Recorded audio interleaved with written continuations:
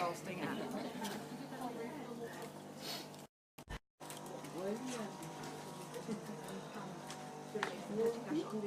Oh, right, okay. No, that's fine. I might because we can lock, in case I don't have to lock it away in a private. Okay, that's fine. Oh, fine. Yes, I've got my bookmarks ready. Oh, okay. Oh, yes, I will do, yeah. Be sure everyone has access again as well.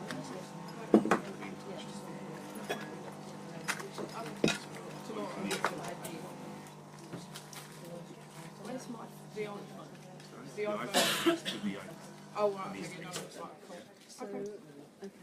So you want to, right, okay. I'll sit down then. Yeah, so you just want me to kind of talk about what we're doing. Yeah. Yeah. Yes. Yes, yes. All right, everybody. I think we'll start. We've got a few more people to come in. As last time, we are streaming this live on Facebook as well. And last time we had over 600 people watch it at some point during the 90-minute session. So we're hoping that we'll get something close to that. We know we've got lots of people from Greece and India online already. So these two iPads, one's streaming and one's recording. So to all of you online, hello and welcome. Thank you for joining us. This is the first in our workplace hub simulations, and it's being headed by Pamela Whitehead, who's sitting right next to me, who's going to be your mediator and is principal of our workplace hub. And we're delighted that all of you could join us today. We haven't turned people away today, so it's great that you're here. Please feel comfortable. If I can ask you all to check your phones and make sure your phones are switched off, because we don't want any of those interruptions. Bathrooms are just outside on the right-hand side. It might get a bit warm in here. We've got the AC on as best possible, but Greg's responsible for opening the door if we need to. You've got two wonderful parties. Sharon, Crooks, who's a member of ADR-ODR and workplace and civil commercial mediator, and Kelly Thornton, who's head of dispute resolution for us. And they're both going to do wonderful Oscar nomination performances today. I'm really sorry I can't stay for the whole of the session today. I've got other commitments, but you're in great hands with Pam and the team.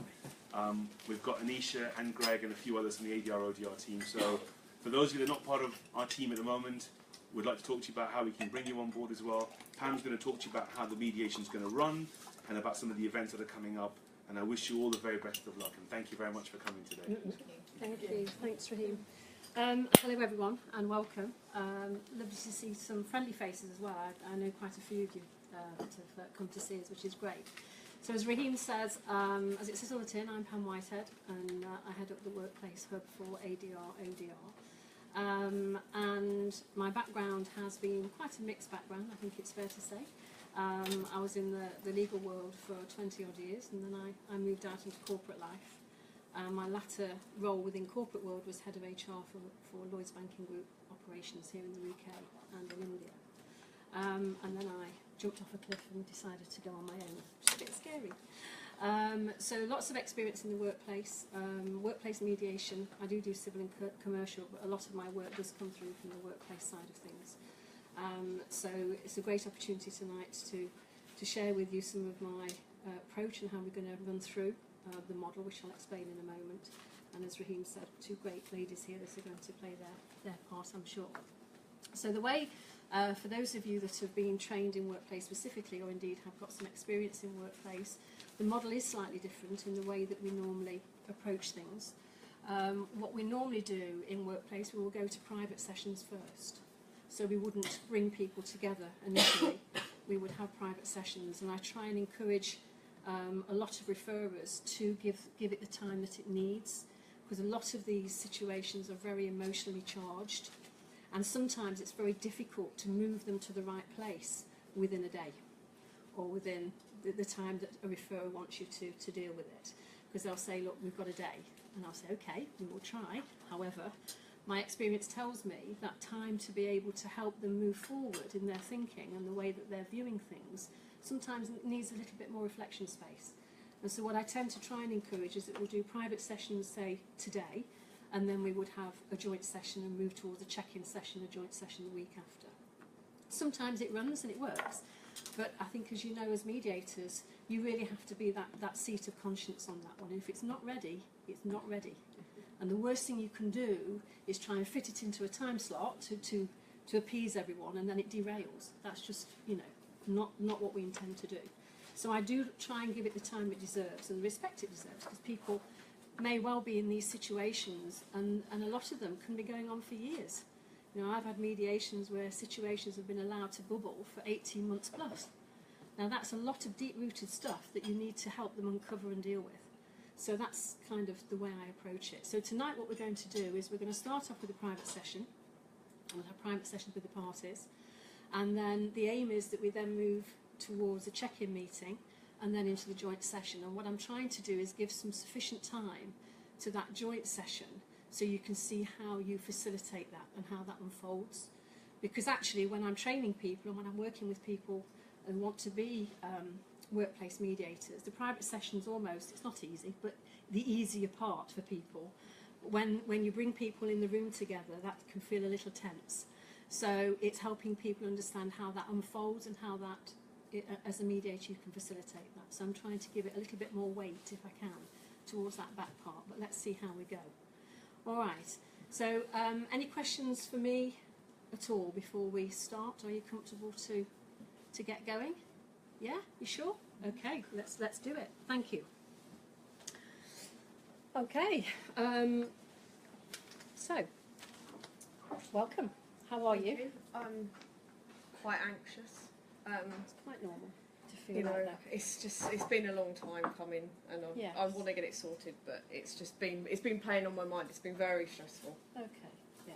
No, that's understandable. and I must warn you, I've got to rush off for a doctor's appointment after this as well. Okay, all right. Yeah. Okay.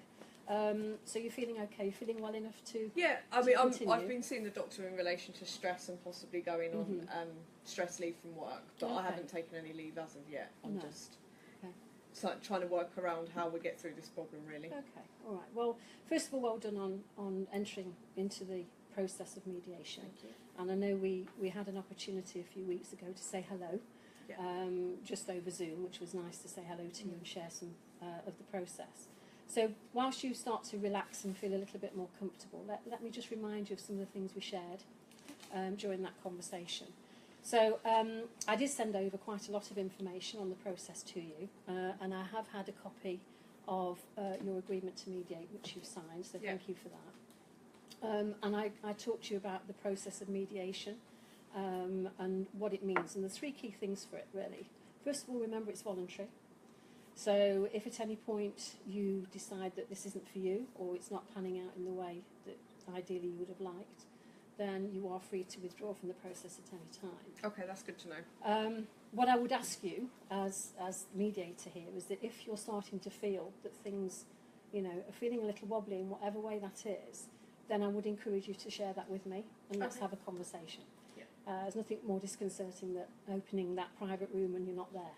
So please, Sure. Okay. please let me know. The other thing, of course, as we shared, is it is confidential and it's without prejudice. So anything you share with me here, I will not share with anyone else unless I have your express permission. Does that include people at work in the company? Yeah, so let's Okay. talk about that. So we mentioned this on our conversation, didn't we? So we talked about working towards a way of finding a resolution for you that you're comfortable with and you Yes. feel that you can move forward. And as you've said just now, you really do want to try and get it settled, which is great. Now, everything up to that point is shared between us. I may start to take information with your permission if you think it's relevant to Anna, if you want to Okay. share some information ahead of that joint session. And then what we do is we work towards finding a way forward and you getting to a point of agreement. And at that point, it's signed, everyone gets a copy of it. And then you've talked about having a referrer back in the workplace. Okay. Can you remember that Yeah. you're going to appoint, I think, But everything I mentioned to you won't get spoken to for No. Peter, for example. No. Great. Everything is confidential. Please rest assured. So outputs will be your agreement, Okay. and that's the end goal. That's what we're trying to work towards, and I'm here to facilitate and help you with that. Okay. But nothing that you share with me will be shared elsewhere. Okay. All right. Great. Is that clear? Yep, that's perfect. Okay, all right. Now, what we're doing today, remember, is it's private session. So it's just me and you today. Okay. And so we're going to take some time to explore what's been happening. Yeah. I may ask some challenging questions. And the reason I'm doing that is to help you perhaps start to look at things from a different angle or a different perspective. Okay. Sometimes when you're in a situation like this, it's quite difficult to do that because it's like this washing machine that goes round and round and round. So, you know, I'm going to ask you those questions sometimes that might feel a little bit whoosh, but actually it's for good reason. Yep. I'm trying to hold that mirror back and probably ask you some questions that you've not really thought about before. So my role is really to guide the discussion. I will take some notes today, but these won't be shared again with anyone. This is just for my reference. So as you're starting to share with me the issues and the concerns you have, my memory is not great these days. So I will be making notes and I'll refer back to them when we're in and out of session. All Okay. right. Sure. So the private room you've seen, and there's coffee and tea and water in there. So we'll have our little first session now. We'll start to explore some issues and then we'll break and then I'll have a similar session with Anna, Okay. if that's okay. Yep, that's fine. All right. Now, as I said to you, today is about private session. The aim is to work towards a solution, Yep. and that will be at a time that's right for everyone. Okay. And we've got that time in the diary next week when we're going to come back in, and that's the aim on that day, to try and move it forward so we can get into joint session and really start to understand and share and get some answers to some questions that you probably have. Yeah. Okay. That's Is good. that okay? Yeah. Good. Do you have any further questions for me today? No, I think that's all. I was just slightly confused by outputs in the materials Yes. you gave me, but that's Yeah. explained it. Thank you. Good, that's fine. And the only other thing that I do ask in terms of any solution that you start to work towards, do you have authority to settle? Yes. Yeah, okay, that's great. All right. So let me get to know you a little better. I know we've said hello. Now I've had the gist of it, and I've had a gist of what's been Yeah. happening. So help me understand. So how long have you worked for Fretwells? So I've been working here for 7 years overall. I was 7 years, 12 years overall. So I was 7 years as a junior, and I got promoted into my current position 5 years ago. Okay. So I'm now the manager of the Nottingham Centre of Business, if you like. Okay. And I've been there for quite a while. I've got quite a close-knit team that I've built. Okay. And they're trying to move me to Kegworth, which is basically, for want of a better word, the slightly worse centre. Everyone kind of knows the investment went into the Nottingham city centre buildings, and the facilities are better, so they just want to ship me off to somewhere Okay. so I'm out of the way, basically. Okay, all right. So you talked about coming to join Fretwells, and you've had to date what sounds like a very successful career with them. I think so. Yeah. Yeah, good. And what attracted you to the company in the first place? What mean, is it about them? Well, to start with, it was the fact that the Nottingham Centre is very, very close to my home. So I've got two primary school age children. So I used to be able to just get up in the morning, drop the kids to the babysitter before school, walk into work, grab a coffee, catch up with my team members, and then have a normal day's work. And that's really nice. And we've got a really, really good team who get on really well. We're not just colleagues, we're friends. And I think that was immediately obvious from way back in, 12 years ago when I started. Okay. So how old are your children again? 5 and 7. Wow, busy. Yeah, very busy. And, starting school and, horrible age in a way. Lovely age. But lovely getting them out of the house, getting them into school. I understand. Okay, all right. So it sounds like, what came alive there was the passion for your team and the way you built that team, which was great. Oh, absolutely. I mean, I don't see them as just colleagues. They are my personal friends, and with everything that's been going on at home, it's important to have people. I feel very lucky and very privileged to have team members who I see as, personal friends who I can trust, rather than just people I have to work with every day. Yeah, of course. And so help me understand. So it's from a business perspective, how is the company doing? What's been happening at Fretwells? It's been a tough old few years. Yeah, I mean, I'm sure it's the case with every business, but the recession really hit us hard. Okay. There's been lots of talks of a reshuffle, but not really anything concrete. I mean, I didn't know anything about the move until the 18th of January when I got a letter from Peter and he's the regional operations manager. Right, and he okay. basically said that you're moving to Kegworth. Mm-hmm. Other than that, there'd been, updates on the company intranet about a new centre in Kegworth and a reshuffle, but nothing concrete. Okay. And is that the normal way that Fretwells would normally communicate change? Is that a normal vehicle that they would use I mean, to signpost? I mean, our work email addresses are signed up to the internet, and we get updates, but they're never. It's more like a news feed, I suppose. Right, okay. So it's just to keep everyone on the same page, but they're pretty poor at actually having sit-down conversations like this. I mean, I was surprised that they let us mediate in the first place, to be honest. Okay. They're just very kind of scattergun, tell people, hope they agree. Okay, all right. So I'm parking a few points. I'll come back to them in a moment. Sure. I want to keep this flow going because there's some really good information coming through that's helping me get a better picture. So you talk about the signposting on the intranet, which you said that you get access to and you saw. But you also said that this is kind of the first time I've had an opportunity to really talk about it, and that the regional manager gave you the... Yeah, I've got... So how did that happen? Yeah, so Peter Angelis is the regional manager. He sent a letter on the 18th of January that basically said that we're advising you of your move to Kegworth operational site, and that's pretty much it, other than the niceties. Okay. And before that, all I'd seen was the updates on the internet about the fact there is a Kegworth site and that they're going to start moving people. Right. And okay. like I said, the sort of buzz around the office is that it's not really had the investment it needs. It's just to get some people out of the way to save some money.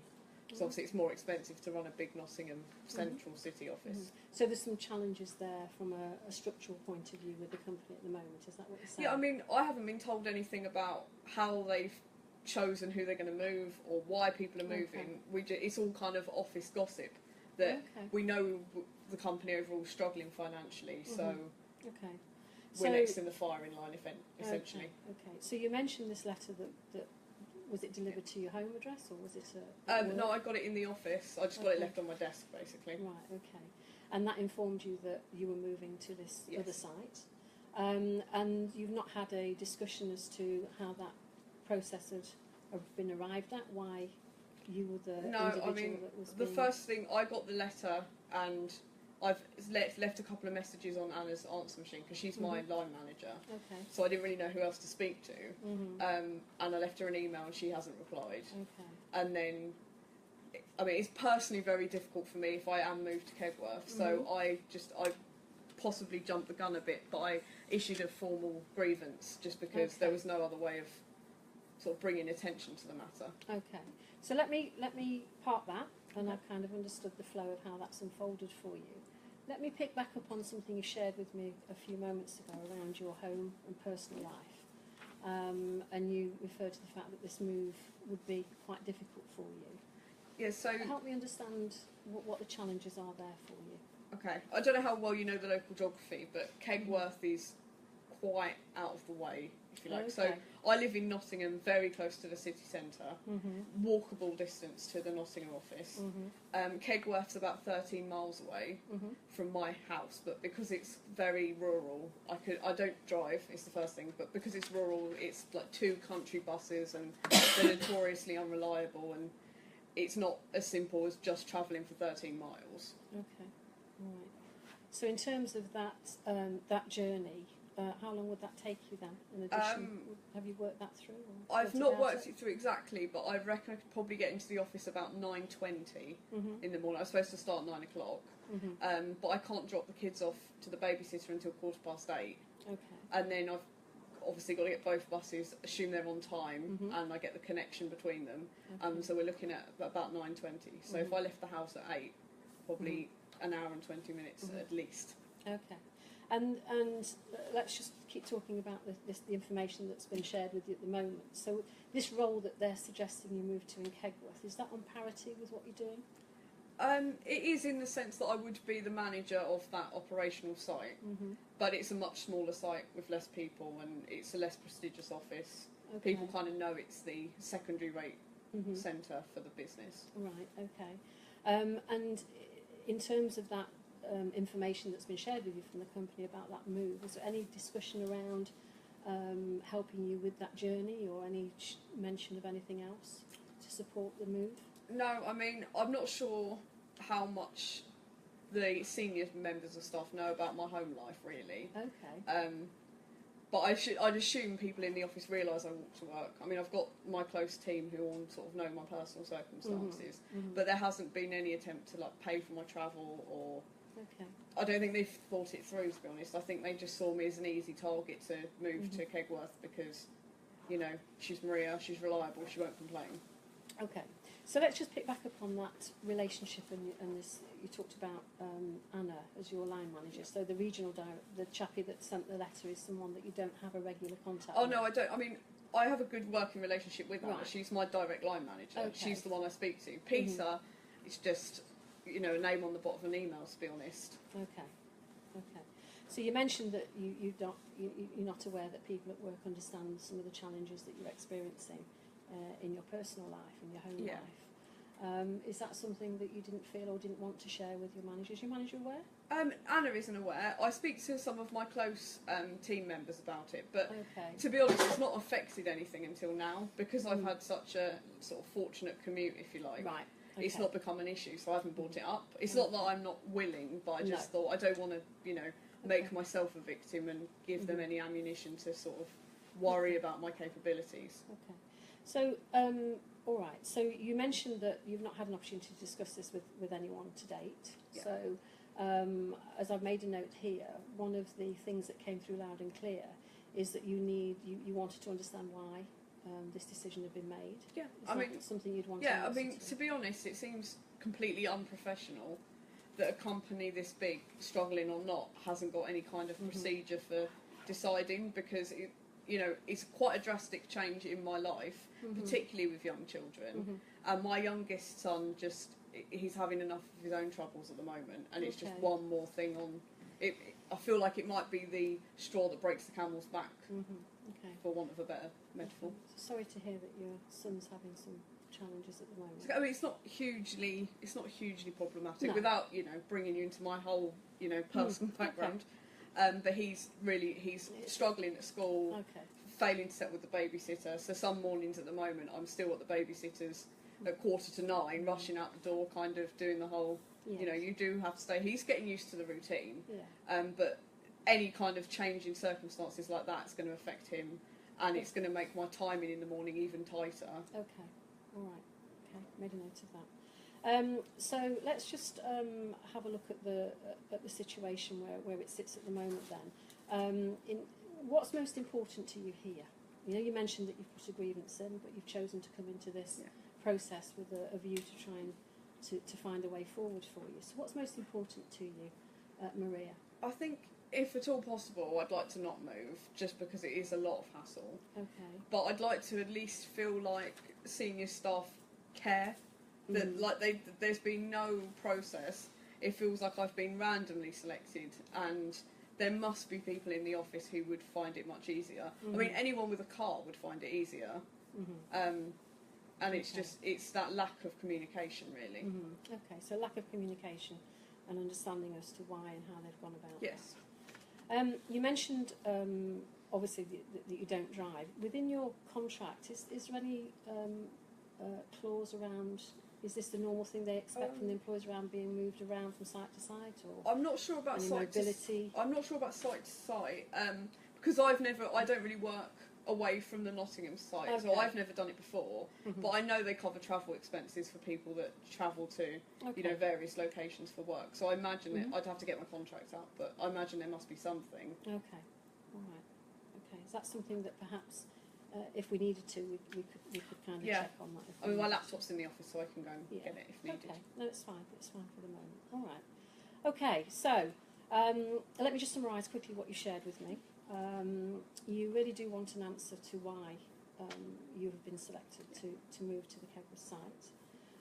You shared with me that the actual travel distance for you to get there on time to start your day's work would be challenged given your personal circumstances with your family.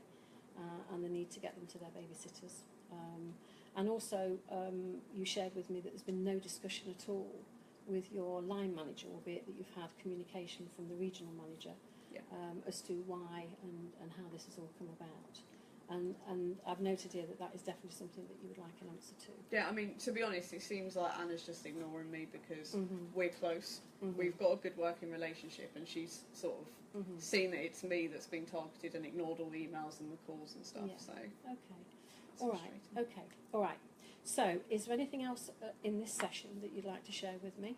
I think that's it. Really, I think you're right. It's the lack of communication and just lack of process, really. Okay. All right. So, what I suggest we do now, if you're comfortable, is that we pause there. What may be helpful as we start to go through this process, because we've been talking lots, is that you make some notes as we go through. So you've called out 2 or 3 key things there. So communication, understanding why that process has been entered into in the way it has and why that decision was imparted. And then when we come back, we'll pick it back up and we'll move it forward. So please keep thinking about what you've shared with me while you're waiting. Help yourself to a coffee and a tea. Try and relax.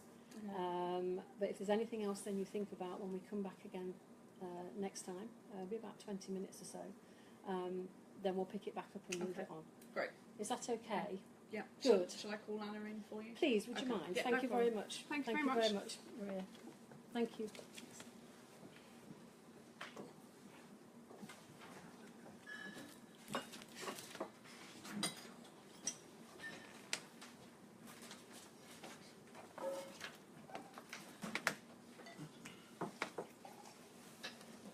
Hello, Anna.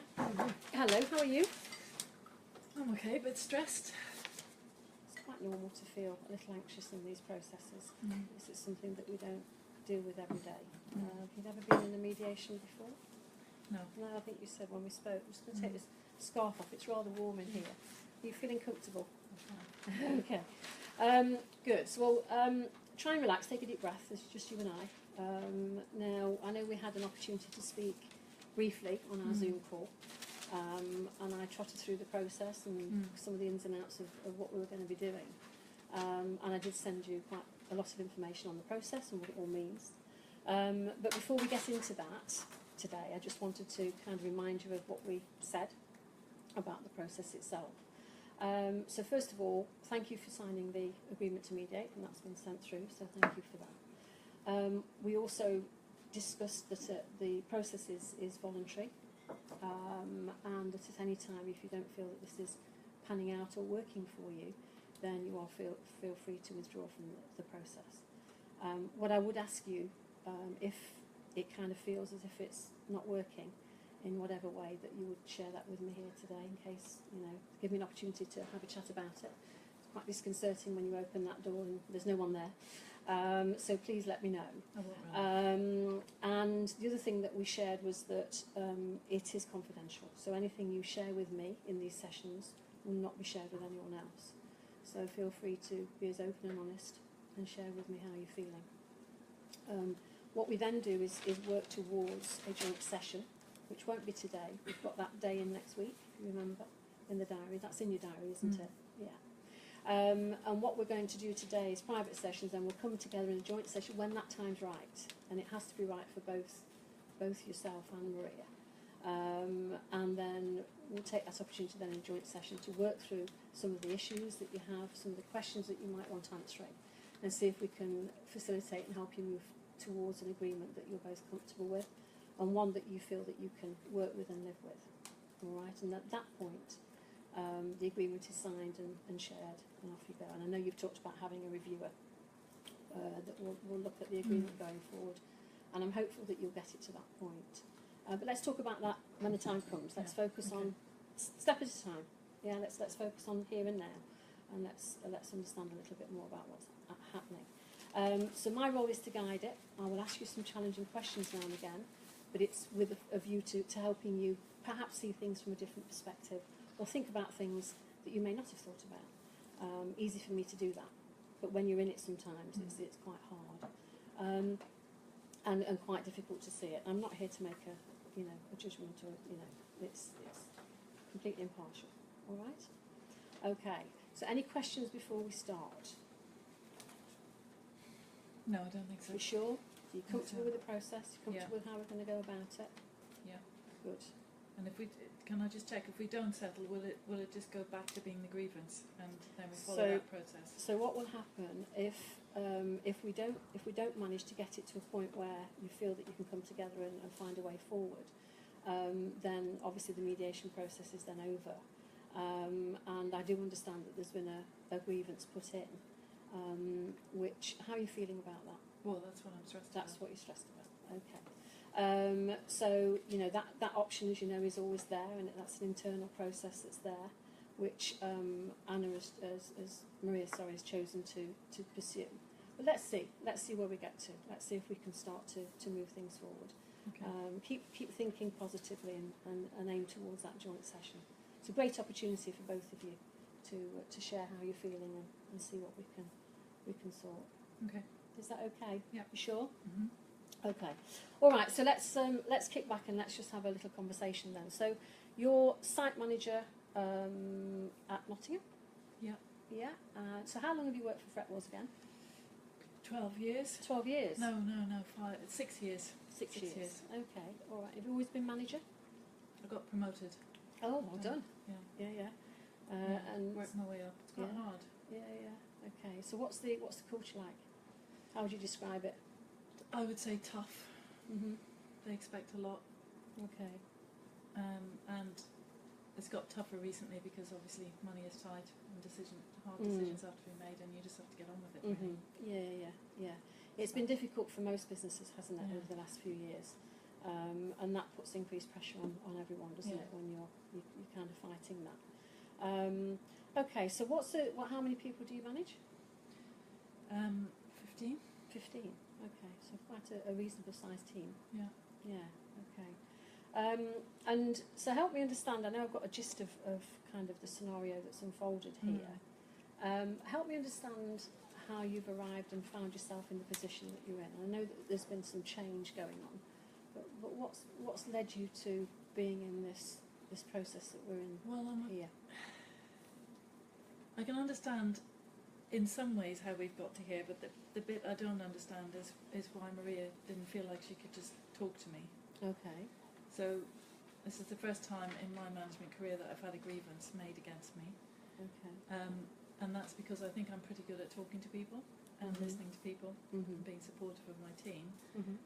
So I'm not quite sure how we got to the point where we're having to have a mediation because she's raised a grievance. But before Okay. that, the business changes that were happening. Mhm.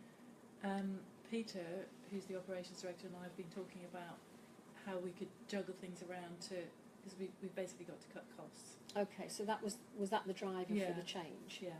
Okay. So we were trying to figure out who were the best people to have in the key places, Mhm. so that we can basically get through this tough Mhm. bit and Mhm. hopefully come out the other side and have strong people in the right places. Okay. So we were having those discussions, Mhm. and we actually thought that the best place for Maria to be would be at the Kegworth site. Mhm. Her style would suit. It's a smaller site. Mhm. She's a good team leader. She's very loyal. Mhm. But actually, I was talking to Peter and saying that I thought actually if she was put in charge of a different team, it might be even better, Mhm. because I think she's got a bit over-friendly with her team, Okay. so their performance hasn't been that great. But I didn't want that to go against her because she is actually really good, and I thought, well, this is a brilliant opportunity. If we move her to another site, fresh start, Mhm. she's got potential, Mhm. that it would be a win-win because the company would have a good person on site in Kegworth. I Okay. used to work there before, so I know the culture and I know that Maria will fit in really well there. Mhm. And we've agreed to move a few people around, so she's just one of a few people we're moving around. Okay. Now, unfortunately, the communication didn't go as smoothly as it might have. Okay. So help me understand a little bit more about what happened there then. So basically, Peter and I were having these conversations, making the plans, Mhm. kind of had the names in the boxes of where we were going to move people, Mhm. but we hadn't agreed how we were going to communicate it. Okay. And then I went away for 3 days on a conference, and while I'm gone, he writes to Maria and tells her that she's moving, Okay. which is not great, really. And the problem was, because I was in the Lake District with no signal on my phone, on my BlackBerry, I didn't know any of this had happened. Okay. So then I come back in on Monday morning and there's a grievance against me from Maria. Okay. All right. So this piece of change, and you talked about placing people and having this discussion. Is that the normal way you approach these kind of situations? Is it a norm for Fretwalls to place people? And Yeah, we have a mobility clause in the contract, the employment contract. So when people sign their contract, there's a clause in there to say they can be moved within reason, within a certain miles radius, and that Kegworth is within that. Okay. So yeah, I mean, we've done this 2 or 3 times before when we've had business changes, and we think that it's our kind of business prerogative to make the decision to put people in the places that they're the right places for them. Okay. Mobility clause in the contract, so people are signed up for it, they know what they're signing up for. Maria's been here for a long time, she's been here for 12 years, so she will have seen this happening previously. Okay. So it is normal in inverted commas for us. And it usually is, the choice of people is usually driven by the business need, as it was in this case. Okay. So you talked about having this conversation with the regional chappie. And when you launched, or you talked about this piece of change, how is that communicated out to the wider team? Is that through a certain briefing, or gets put on the intranet? That's our standard thing. People, we really encourage people to look at the intranet, because we're sort of all over the place. We sort of say to them, that's the place. It's a bit like notice boards in the old days. Okay. That's the place where you find information. And we had actually put a notice up that we would be going through a change, and that there would be people being allocated to different sites. Okay. How long ago was that? I think maybe a month ago. About 4 weeks ago. Yeah. Okay.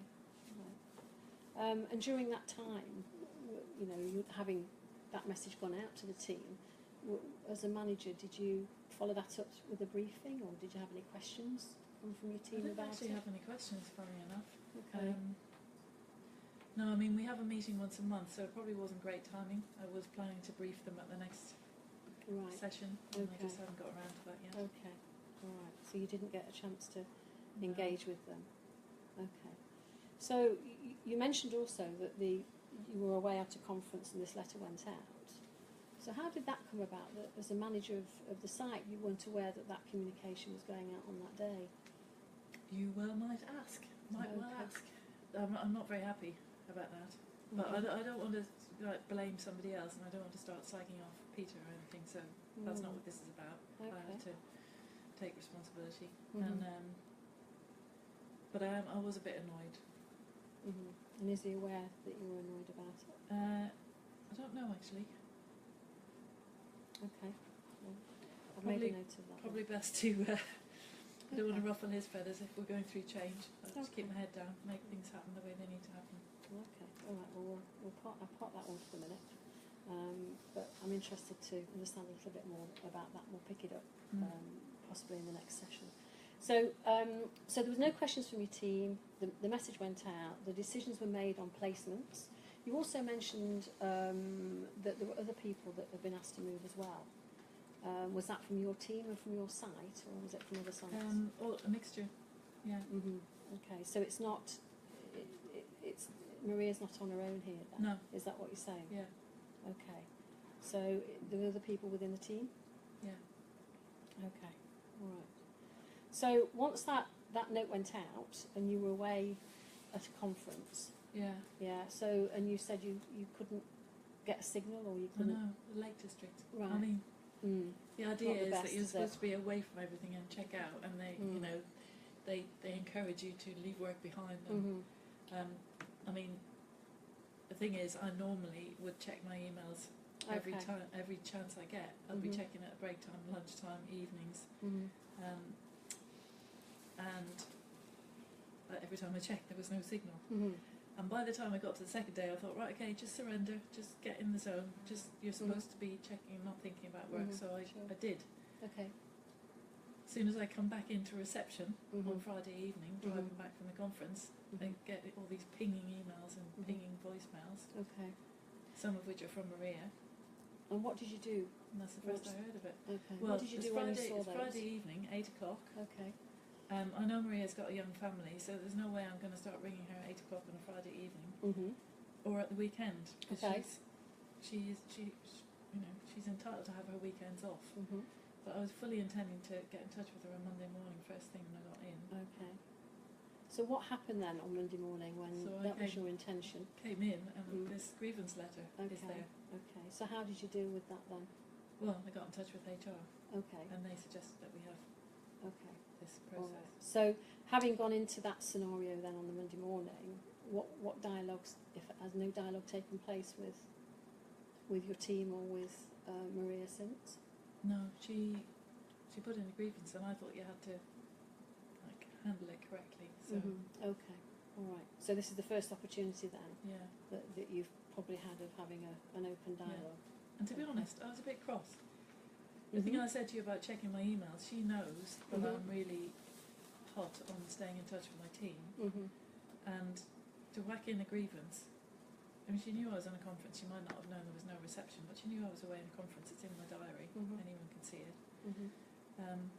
To whack in a grievance before we've had a chance to have a conversation, I was a bit cross. So I just thought, actually, I'm that cross. It's better that I don't speak to her, and I'll just go formal. She's gone formal. I go formal back. Okay.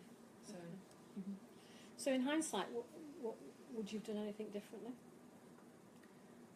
Well, I would have liked being the one to tell Maria that the move was happening. Okay. As a courtesy, if nothing else. Anything else that you'd have done differently, or you feel that would have been a better process?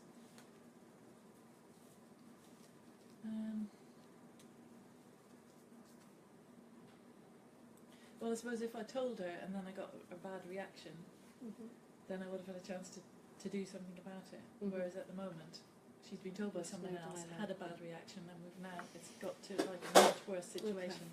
Yeah. If I'd been sitting down face to face with her and seen that she didn't want to do it, then we could have talked about it. Okay, all right. So what's been the reaction from the remainder of your team? Any other reaction? It's been pretty quiet, to be honest. Okay. All right. So how, you mentioned that you'd had this dialogue about, because you talked about her in very positive terms around her being a good team leader, that you felt that site would be more suited to her. Yeah. Has that conversation ever been had with her around her future management capability, or around in your one-to-one sessions that you have with her? I don't really have many one-to-ones, but I have informally talked to her about it. Okay. Not about where she might go in the future, because I think at the moment she's got her hands full, really. So when you say hands full, help me understand what you mean by that. Well, she's got a lot of stuff going on at home, I think, as well as work, which is why I didn't want to ring her back on the Friday. Okay. But that's none of my business. Okay. You know, everyone makes different choices, so I don't want to interfere in that or make it difficult for her. But actually, what I was thinking was, she has got potential in the long term. She's a team leader now. If she changed and had a different team, where they were actually, she's not really familiar with them, because I think what's happened is over the years she's worked her way up basically with this team. She knows them all really well. It's all a bit cosy, to be honest. Okay. And that team haven't been delivering on their targets. And I did say to her, I said, Maria, so I suppose I was kind of giving her a signal. I was saying, if you want to get on, you've got to learn to step back a bit. Okay. Because if you're too close to people, you can't hold them to their targets and stuff. Okay. So I have had that conversation with her a couple of times. And how was that received? I don't think she sees it. I don't think she gets it, to be honest. She thinks, I mean, she said that I have a much more kind of direct style than her, and that she does it differently, which is fine. I respect that. But, Okay. what I was actually trying to do was give her an opportunity to kind of prove herself in a different place with a new team, take away their sort of familiarity, and just give her a chance to shine. Okay. So you talked about you don't really have formal one-to-ones. It's quite an informal relationship and conversations that you have. So is there anything on her performance development review, or anything in any of the processes that you have concerning her performance? Good or bad, you mean? Or Yeah, absolutely. Not Anything really. about her development or anything about... no. No, so there's no paperwork there No. or any discussions that you've had. Okay, all right. Okay, so let's just pick up then on the impact that this is having on you. How's this whole process making you feel right now? Back at the ranch. It's knocked me back, to be honest, Mhm.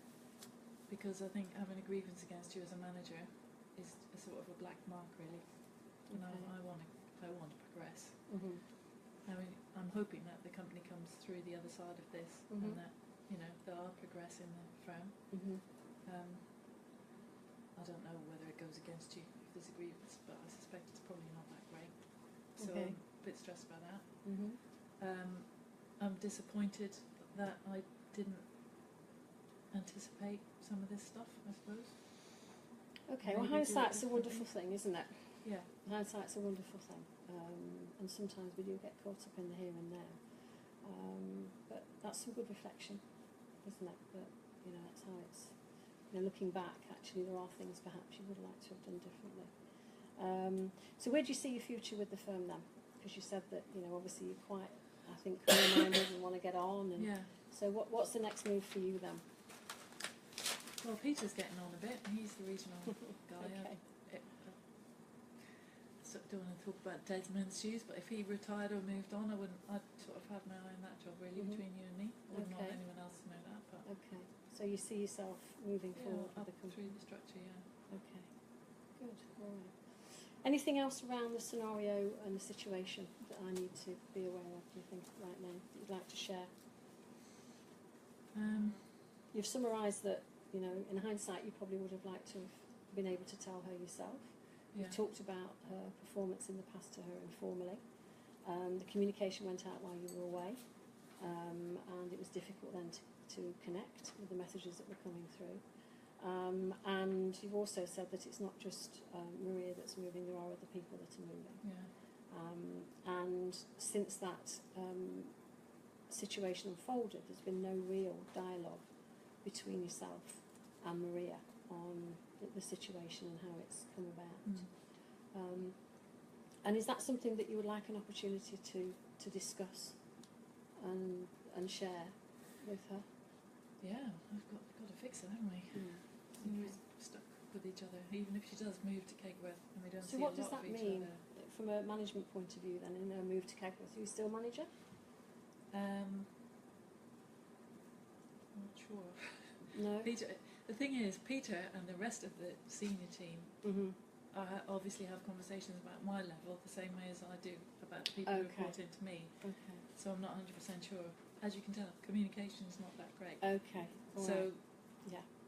So I'm not 100% sure, to be honest. No. So that's something that you may also need clarity on. Yeah. Yeah. Okay. All right. Okay. Fine. All right. Anything else?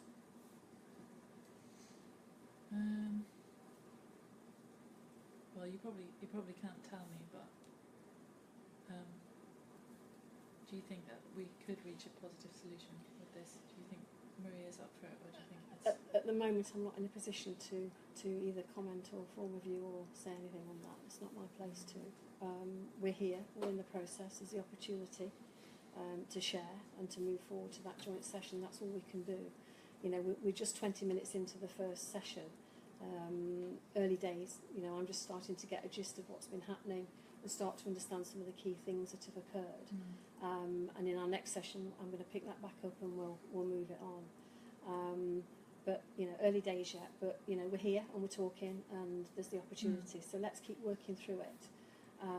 And certainly, I'm going to go in a moment to see Maria again. But while I am seeing her, I would like you to keep reflecting on the things that you've shared with me, and perhaps start to think about, how you could move this forward.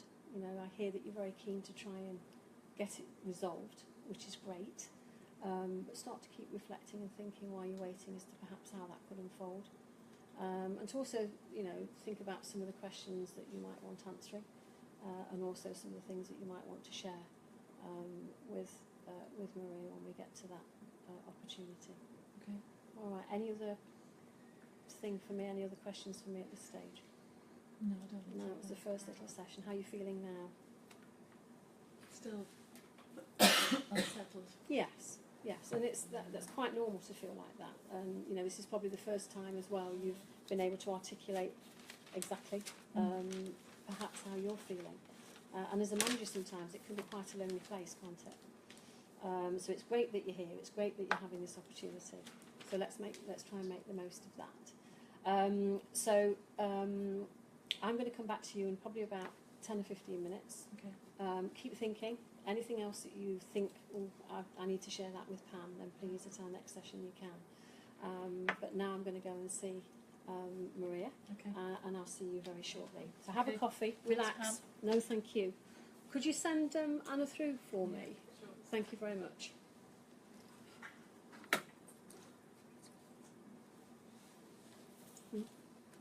Mm-hmm.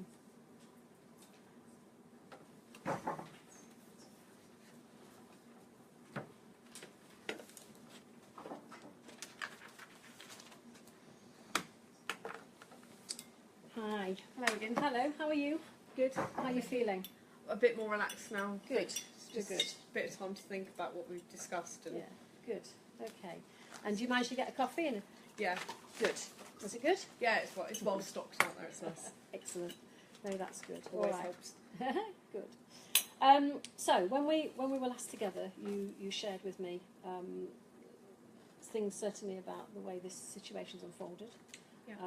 You talked about the importance of getting some answers to why that decision was made, and you started also to share some of the challenges around your personal life and work life around moving to that site if that was going to be the situation that was going to eventually unfold. And also you shared with me that you're quite keen to want to try and get this matter resolved. Yes.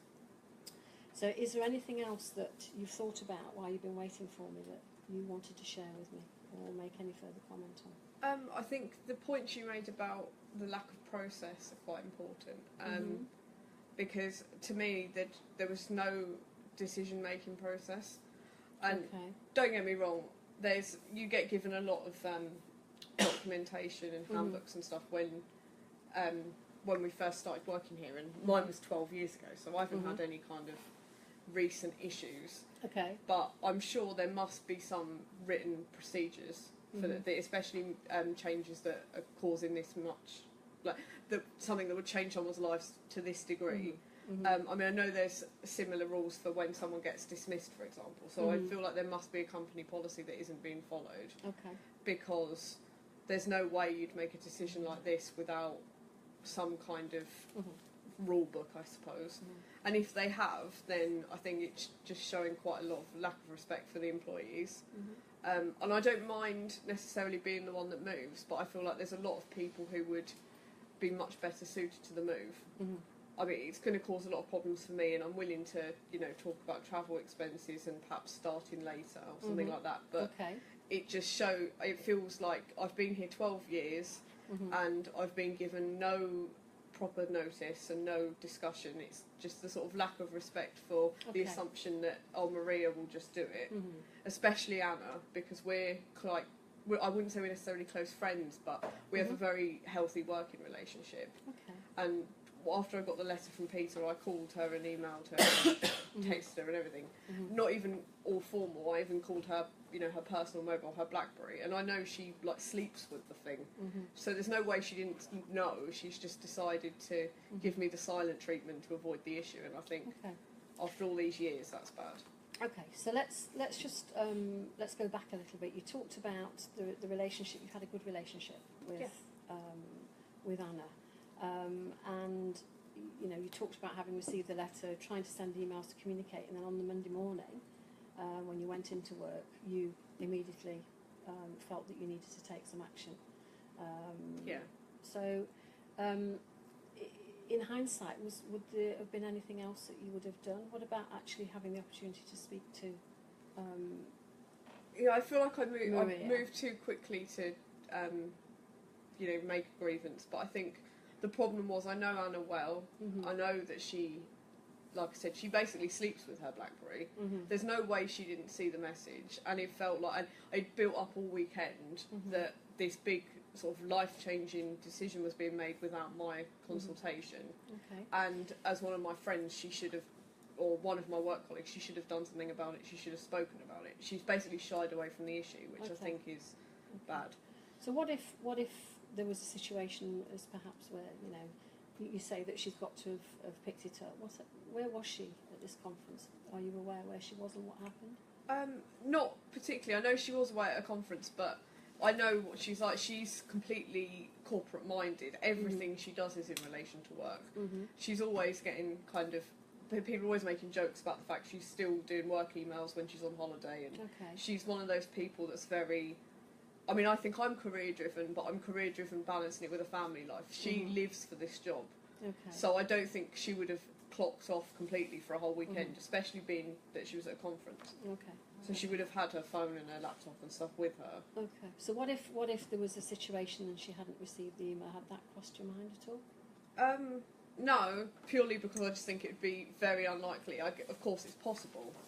And I feel bad that I made a formal move so quickly if she didn't actually get the message. But she needs to appreciate that even if she didn't read it, to me, it would be the first time in 12 years that she hasn't read a message and replied relatively quickly. So is that certainly, you know, when we move towards thinking about a joint session, is that again something that you'd like to understand what happened in that communication trail? Yeah, I mean, I'm happy to hear it. I don't, you know, there's no bad feeling for it in the sense that I wouldn't hold it against her. I just like to know, if anything, that it wasn't just that she didn't care what happened and she was leaving Peter to deal with the fallout.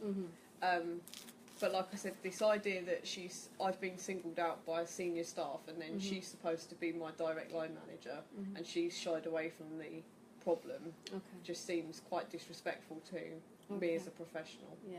And just picking back up on the communication was from the regional manager. Did you try and contact him at all? Would that have been a way forward for you? Not formally. I got the letter from him. I could have probably looked up which office he's based at and addressed him a letter and stuff, but I don't have direct communication with him. So my instinct was to go to Anna because she's the one I'd normally approach about any issues that are sort of bigger than myself and my team. But yeah, no, I probably should have just written a letter straight back to him when I didn't get a response from Anna, rather than a grievance. All right. So there's some questions there that you certainly would like answers to, and that's certainly something we could get after throughout this process. You also mentioned when you came in that you felt a little bit more relaxed. You've been thinking about possible ways of, you know, if this at the end of the, you know, let's worst outcome, best outcome for you. What would be the best outcome for you? I think the best outcome would be not having to move. Basically, I mean, of course, it's much more convenient for me to be based in Nottingham, and I'm happy to help you however I can with the procedure for perhaps moving somebody else, or and if I were to move, then I think it would have to be with some travel expenses and some sort of respect for the fact that I'm effectively taking one for the team. He's stalling my career. And if there's a decent reason why I was picked and it wasn't just me being singled out, then I'll think about it. But it really comes down to that lack of respect that I wasn't even consulted. Okay, all right. Okay, so just picking back upon what I've heard you say there, you talked about that, you know, if it didn't work out and you did need to move, you talked about thinking about different ways that could perhaps work out for you. What have you thought about that? I mean, practically speaking, it would take me at least an hour and 20 minutes to get into work. And I can't drop the children off before 8:15 with their babysitter. So I'd be getting into work at 9:20. So my initial problem is that that's 20 minutes after my contracted hours. And given that I'd have a much longer commute home, I wouldn't particularly like to work 20 minutes later, but I'm willing to negotiate because the babysitter's more flexible in the afternoon. But then, having said that, I don't feel like I should have to because I'm being forced into this position. So ideally, I suppose, I'd like more flexible hours and some travel expenses, considering that none of this is my fault. And if I compromise to that degree, then they need to accommodate my needs, because they could have just as easily found someone who drives who would be willing to move. So there's a couple of things there. One is you need to understand, as we keep saying, why, and you need to understand how that unfolded. But also now, it's thinking about, well, okay, ideally you'd like to stay where you are. If that isn't possible for whatever reason, you've now started to explore some ideas around possibly, amending your hours, if that's possible. And certainly, do they not offer subsistence travel allowance? They must do some. I'm not sure about the rate, but I know there will be a policy in place for it, because people claim expenses for travel all the time. Okay. I think the issue with moving, other than all the practical side, is that I've got a really good team who I get on well with, and as far as I'm aware, again, no formal communication, just kind of office talk, is that I'm the only one moving. So if they're going to move my team, then that sort of changes things for me, because I'm their team leader. If they're just moving me, then I feel like they're breaking up a productive team that get on well. Okay. For no real reason. That whole clarity on the process, why, and actually who else potentially is moving from your team or is actually going over to Kevin's. I mean, as far as I've heard, it's just me, and that makes me feel very singled out. Okay, all right. Well, we can, I'm sure, get some clarity on that when we move into that next session. Okay. So again, just trying to think about the future. You said that you don't really understand, no conversations come to the table before about, your team and this move. What one-to-ones do you have with your manager about your performance? Any at all? Do you have an opportunity to discuss it? We're supposed to have a meeting every week that's like a formal half-an-hour sit-down performance review sort of targets for the next week, but to be honest, it never really happens. Okay. It's always kind of the informal chat of how things are going, and I've never been told anything's wrong. Okay. And as far as I can see, we're a team. I mean, the whole business is struggling, so don't get me wrong, we're not the best team, but we get on really well. We all enjoy being in the same team. I've been leading that team for 5 years, so we're a close-knit unit, and to change it for no reason just seems ridiculous. Okay, so help me understand a little bit more. I mean, two things here for me I'd like just some clarity on. Is you mentioned that there's this opportunity to have these one-to-ones, but they never really happen. So what's your responsibility in this as an employee and a colleague to ask for those one-to-ones? I mean, I hadn't thought about it from my responsibility perspective. I mean, when I first took the role as team leader, I got told, there'll be a reporting meeting once a week to your line manager. But like I said, I know Anna well, so it's not, even though we're not personal friends outside of work, like I am with some of my team members, it's kind of very informal. I feel like if there were a big problem, she would tell me to my face, basically. She wouldn't need the formality, and if there were ever a need to tell me formally, then she's got the means to do it. It's part of both of our contracts that there's that resource if needed. But I've we have the weekly sort of tea in the kitchen and everything's going well, no kind of formality. Okay. You mentioned struggling and that we've been struggling and the business and the team. So talk to me a little bit more about what struggling looks like then. What's been happening? I think generally there's a sort of atmosphere that the business is struggling through the recession. Okay. But there's been no sort of specific victimisation. There's been no... we don't have access to the information that would tell us whose teams are in trouble or who's responsible. You get rumours, but as far as I know, there's no talk that it's my fault or that it's our team that's sort of dragging the company down. So I feel like if there were that big a problem, it would have been told to me. Okay, so how does that feel then as a team leader when you're, the expectation on you is to lead a team and to manage that performance, and yet you don't get sight into the wider performance information? How does that feel? How does that leave you feeling? I think why don't you get that? I mean, it's frustrating. I think it leads to this whole problem that it's all very informal. Okay. I think if I specifically asked for analytics on some team's performance, I could get them, but it's not really run like that.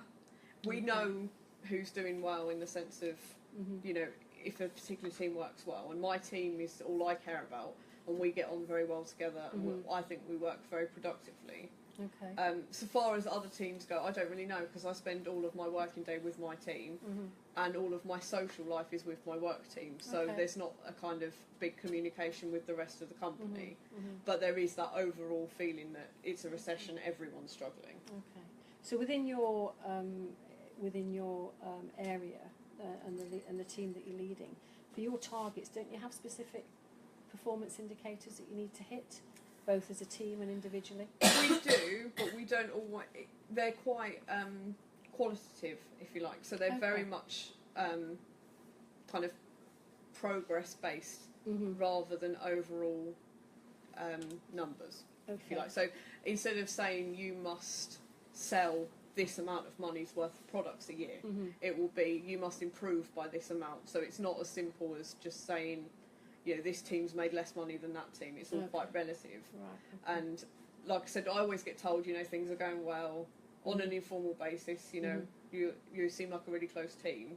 There's never been anything negative. If there was anything negative, you know, put on the table for me to deal with, then I'd deal with it. Okay, all right. And again, you know, for me, and you know, thinking about it from a manager or team leader's perspective, you know, how do you know then whether you're hitting target or not?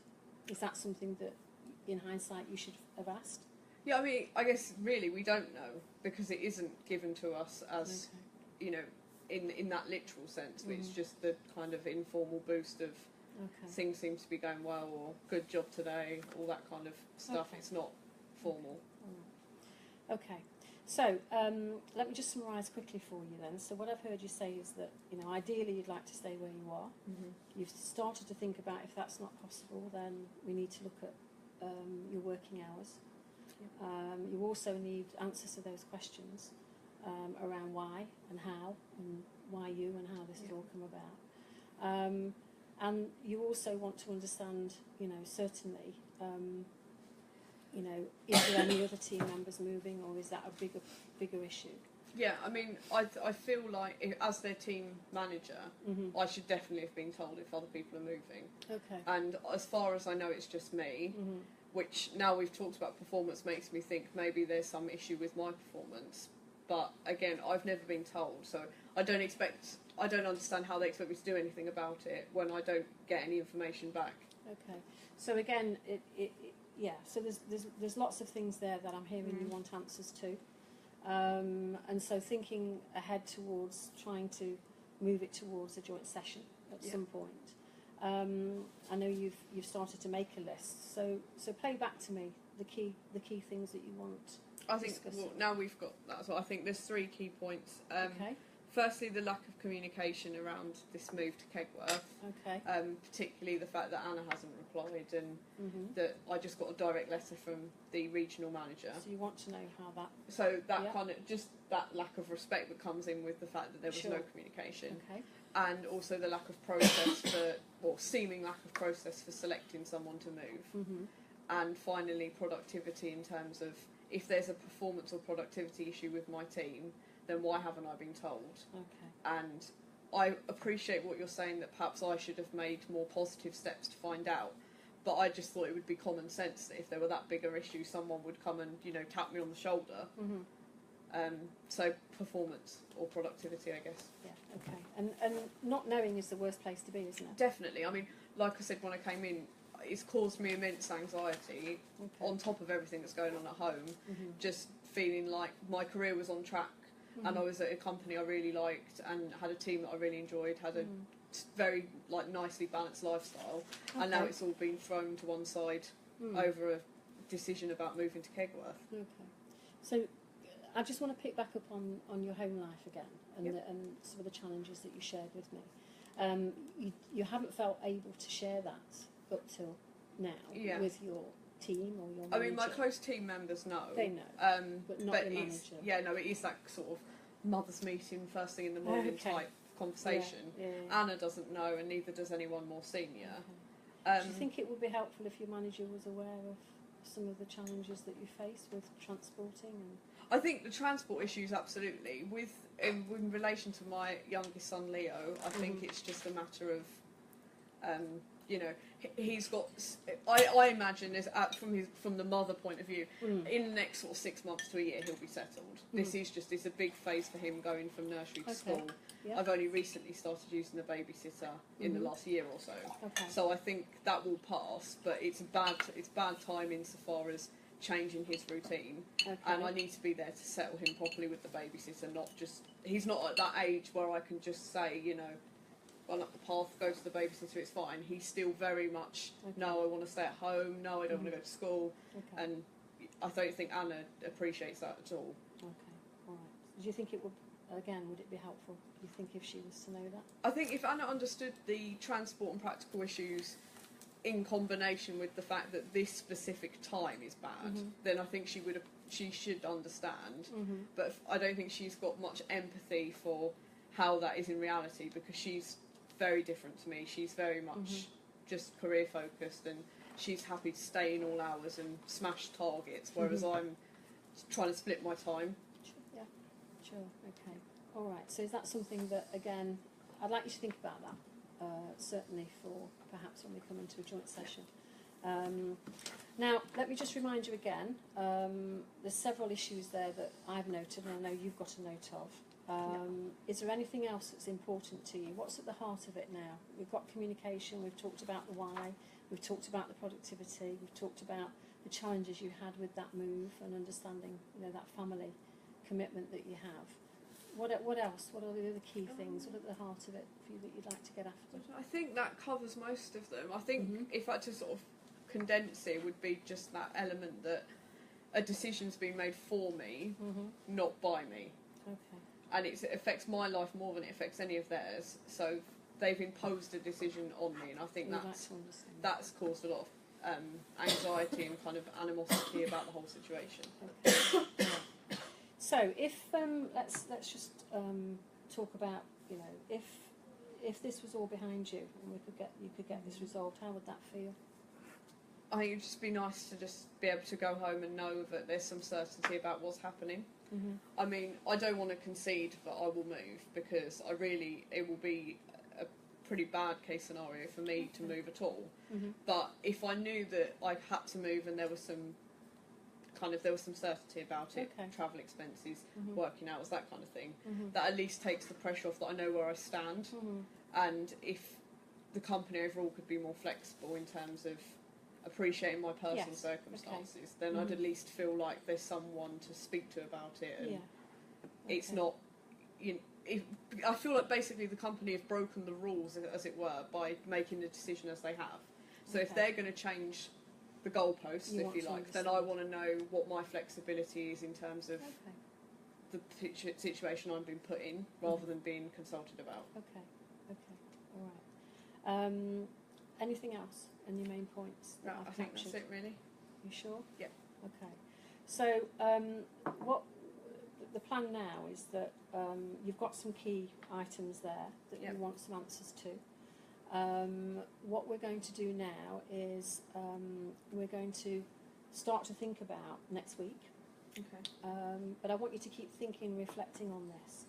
Think about the things you've shared with me. Think about the things that you've shared are important to you. You know, your family, you know, clearly a big part of your life and incredibly important to you. But also think about that future, and as you shared with me, the sense of this being all behind you would be great. So keep thinking about it. But what I want you to also do ahead of next week is a couple of things. Be clear and think about the main items you want to get answers to, that you've captured and I've captured, and I will remind you of these when we meet again. I want you to keep thinking about ways forward, perhaps other things that you could consider. I know you've thought about some certain elements there. And I also want you to start thinking about some opening words. So when we come together in our joint session, what we'll do is I will formally then open up the mediation process. We'll have a check-in first, because I want to make sure that, you know, if anything's changed or you've thought about anything else. So we won't go directly into the joint session. We have an opportunity to check in. So we can have a chat first. We can pick back up from our conversation, make sure you're feeling comfortable. And remember, I said you've got to be ready for it. Okay? So I want you to think about going into that joint session. I also want you to prepare. What we do in that formal opening is we share some opening words.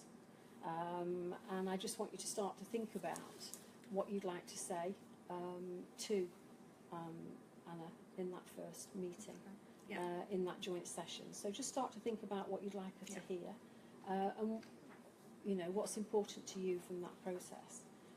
and then I'll pick back up with you and we'll talk about it more before we go into the joint session. All right? Yep. Okay. Let me remind you, everything that you've shared with me is confidential. And as I said, we will pick up. I won't share any of this with them unless there's anything there that you feel that you'd like to share with Anna before next week. Maybe at this stage, the only thing I'd like to share is the fact that I made quite a big assumption that she hadn't received my calls and emails and those kind of communications about the letter from Peter. So if she's got a very different story there, then I think it's important that I know that early on, because if she's deliberately ignored it, then that changes things for me quite significantly. Okay, so what I'm hearing you say there is you would like to understand what happened. Yeah. And why that unfolded in that way. I mean, now you've asked me about, what if, and I hadn't considered that she might not have got the message at all. Okay. I'm quite cynical that she never, that she wouldn't have seen any of them, but I don't know the circumstances. She might have been in a conference in a rural area, the phone might have died. Now I'm thinking about it, there's lots of situations that I haven't considered. Okay. So if she could give me some explanation, I think that would be good moving forward. Okay, so just let me be very clear on what it is you wanted me to share with her. Yeah. So what do you want me to say? When did she find out that Peter had written a letter? Or when and how did she find out? Okay. Because then I'll know if she says, yeah, she texts me 4 or 5 times on that Saturday, then I'll know that she was ignoring it. If she says that, she wasn't told, then that changes it. So you'd like to know when and how she found out about the letter? Anything else? And whether or why she didn't respond to my calls / text / emails. Okay.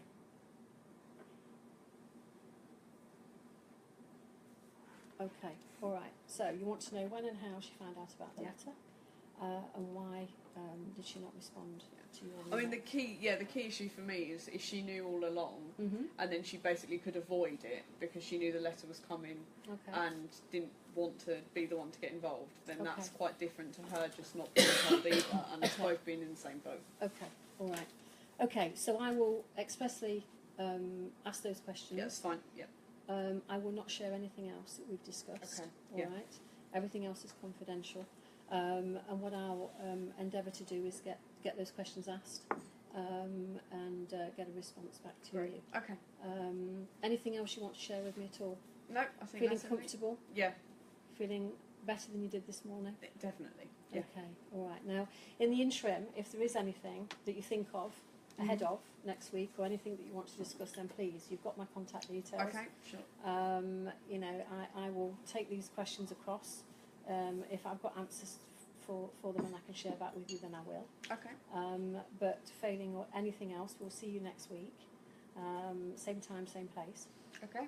But anything in the meantime, please don't hesitate. But please keep thinking about how you can move this forward. Okay. What that result would look like for you, and to try and get it to a point where you would feel comfortable when you can move forward again with your career and feel in a better place. Sure. Okay. Is that okay? Yep. Good. Thank you. All right. Thank you for your time.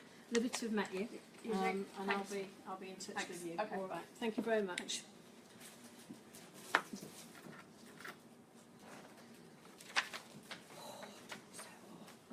Really warm.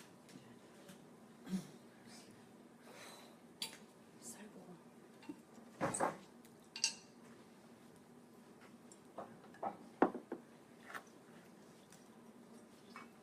Hello again. How are you? All right, thank you. Good. How are we feeling?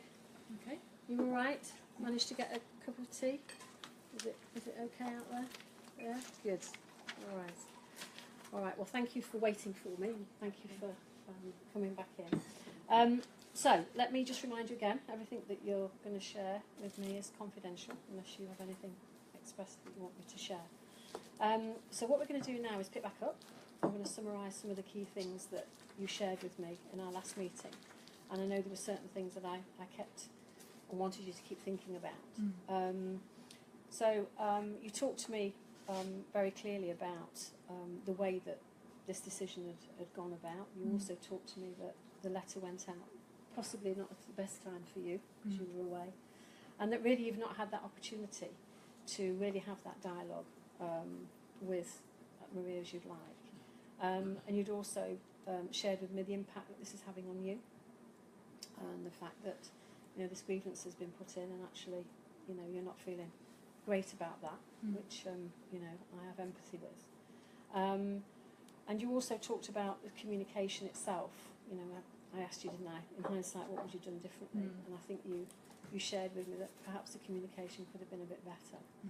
So while you've been waiting for me, is there anything else that you've thought of, or anything else that you would want to share with me that's important to you, and how you can move this forward? Well, if we do get to talking to each other, I think I would like to say sorry to her for how it's worked out, because that wasn't my intention. I'm very fair and very consistent. I'm usually good at communication, so I'm kind of cross with myself, cross with Peter, but that's not Maria's problem. So I would like to apologise, but I would also, without wanting to put the blame on anybody else, want her to kind of understand that it wasn't deliberate. Okay. So maybe for her to acknowledge it wasn't all my fault, and also that whatever happens, that in the future, if situations like this come up, that she kind of gives me the benefit of the doubt, and that we talk about it rather than going formal with it. Okay, all right. So there's an acknowledgement there that you're looking for. Also, that you would like to say that you were sorry for how things unfolded. And there's still Peter comes onto the table. Now, I part Peter last time, but I'm bringing Peter back. So, what does this mean here now with for you and this relationship with Peter? Is there anything that you need to do, given that we're thinking now about moving towards trying to get into a joint session? How do you square that circle? Is there something that needs to happen there? I should probably just man up, so to speak, and just say to him that I wasn't very happy with his part in the process. And the reason I haven't so far is because I suppose I was being quite careful about my own position. I don't want to rock any boats, because I don't know what's going to happen to me, but I need to let him know that it wasn't great. And if we're going to work together, then I need to be able to have that grown-up conversation with him, I suppose. Okay, all right. And in terms of moving forward, what obviously at the moment we're trying to understand how we've arrived at this and starting to explore some key agenda items for the joint session. But is there anything else there that needs to happen going forward? So what's going to be the structure with Peter and Kegworth and you? Is there anything there that needs to be? Just thinking about the relationship going forward. To be honest, if we have a conversation, sort it out. He's quite reasonable as well. He probably just got carried away and wanted to make things happen. So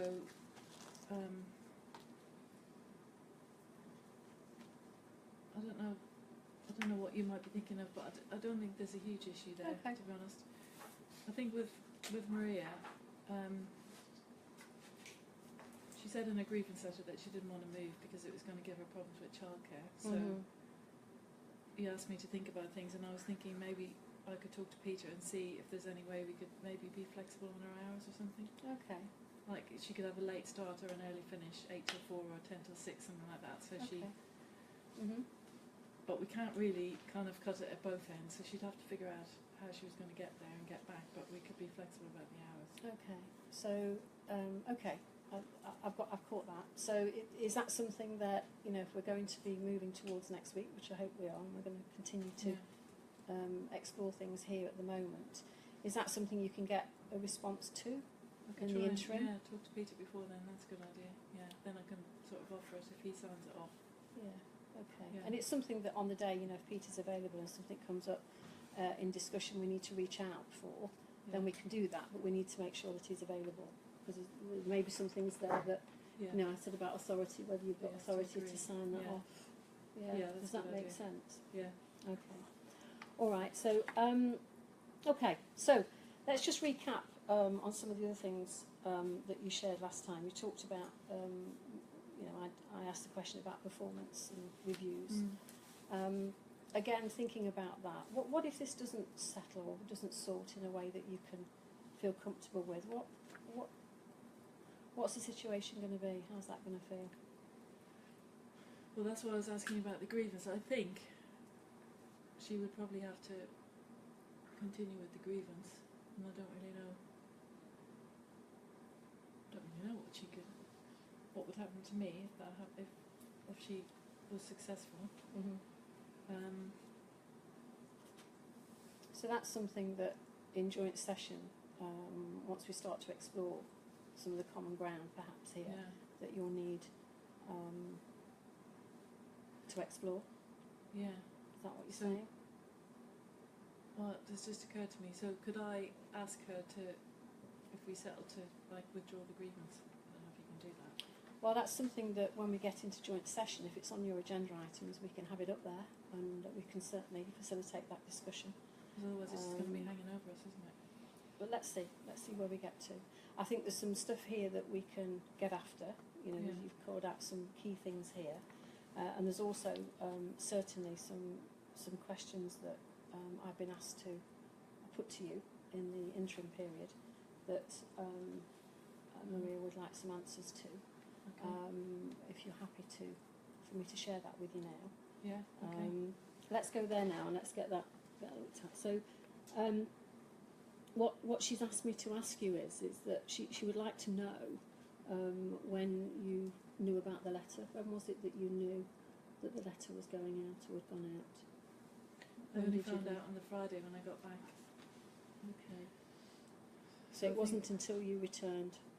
Yeah, basically, as soon as I came back into reception in my car, BlackBerry started beeping at me. So it was on that Friday when you returned from the Lake District. Okay. All right. Okay. And why? I mean, obviously, I know you've shared it with me, but one question, as I said, I wouldn't share anything with her without your permission. One question she had was, why didn't you get the messages that she was sending you before that?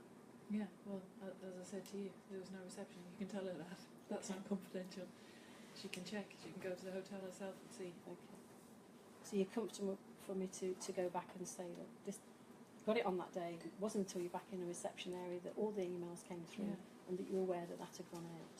And can you tell her as well that it wasn't that I didn't care when I got all the messages on the Friday. I was actually being really careful to not interrupt her personal life. Okay. And I was going to call her first thing on the Monday and have a conversation.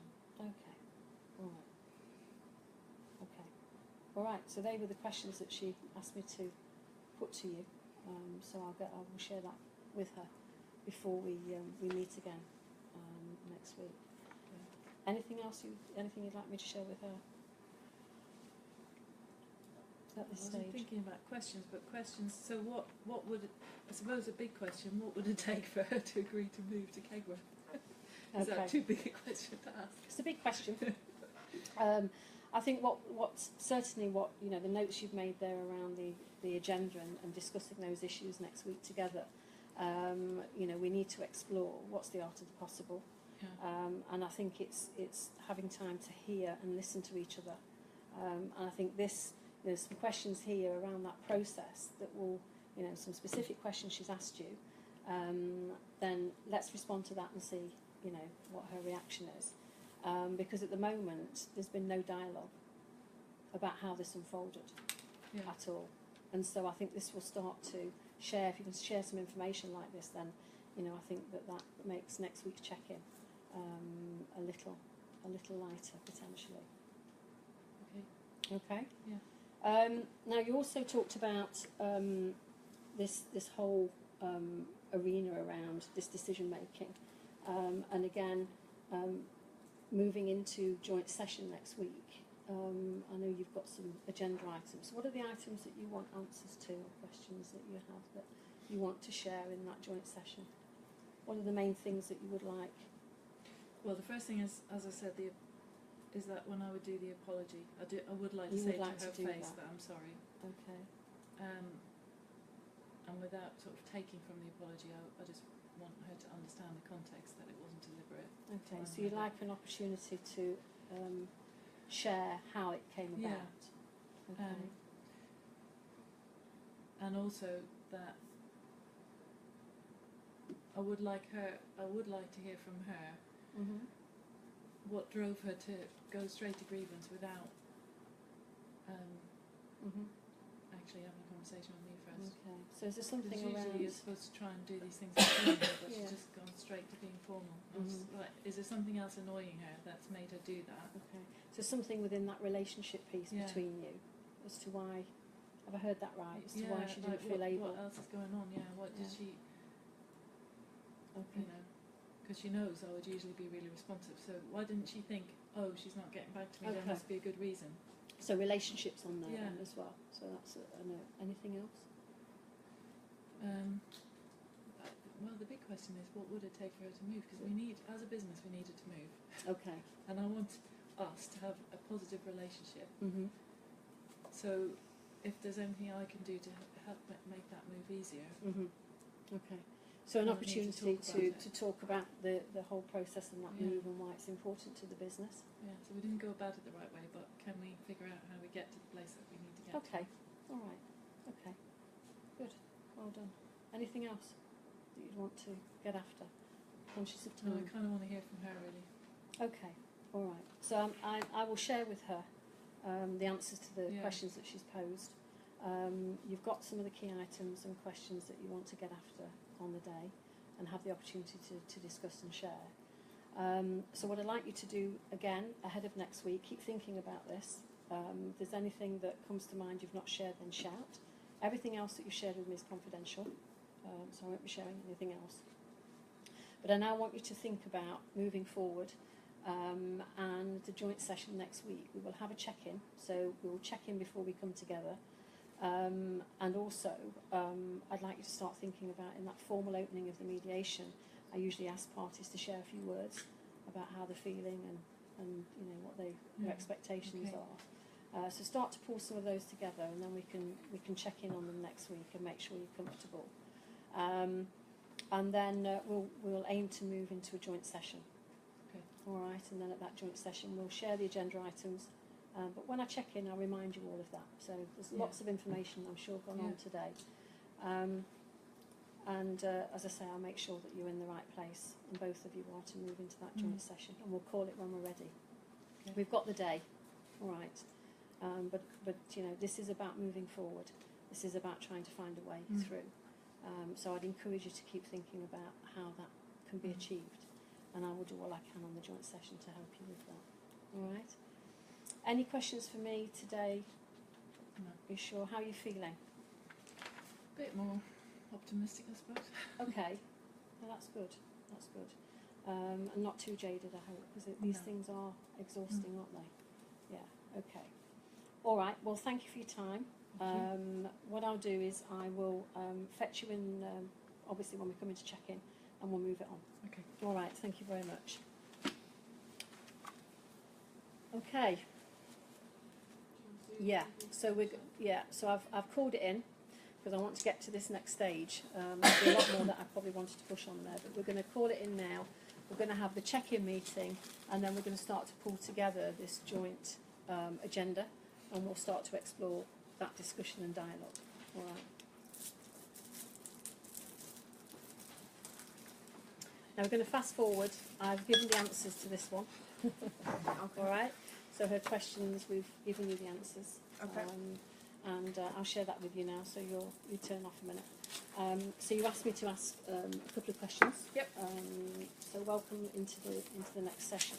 And you wanted to know when she heard about the letter, particularly.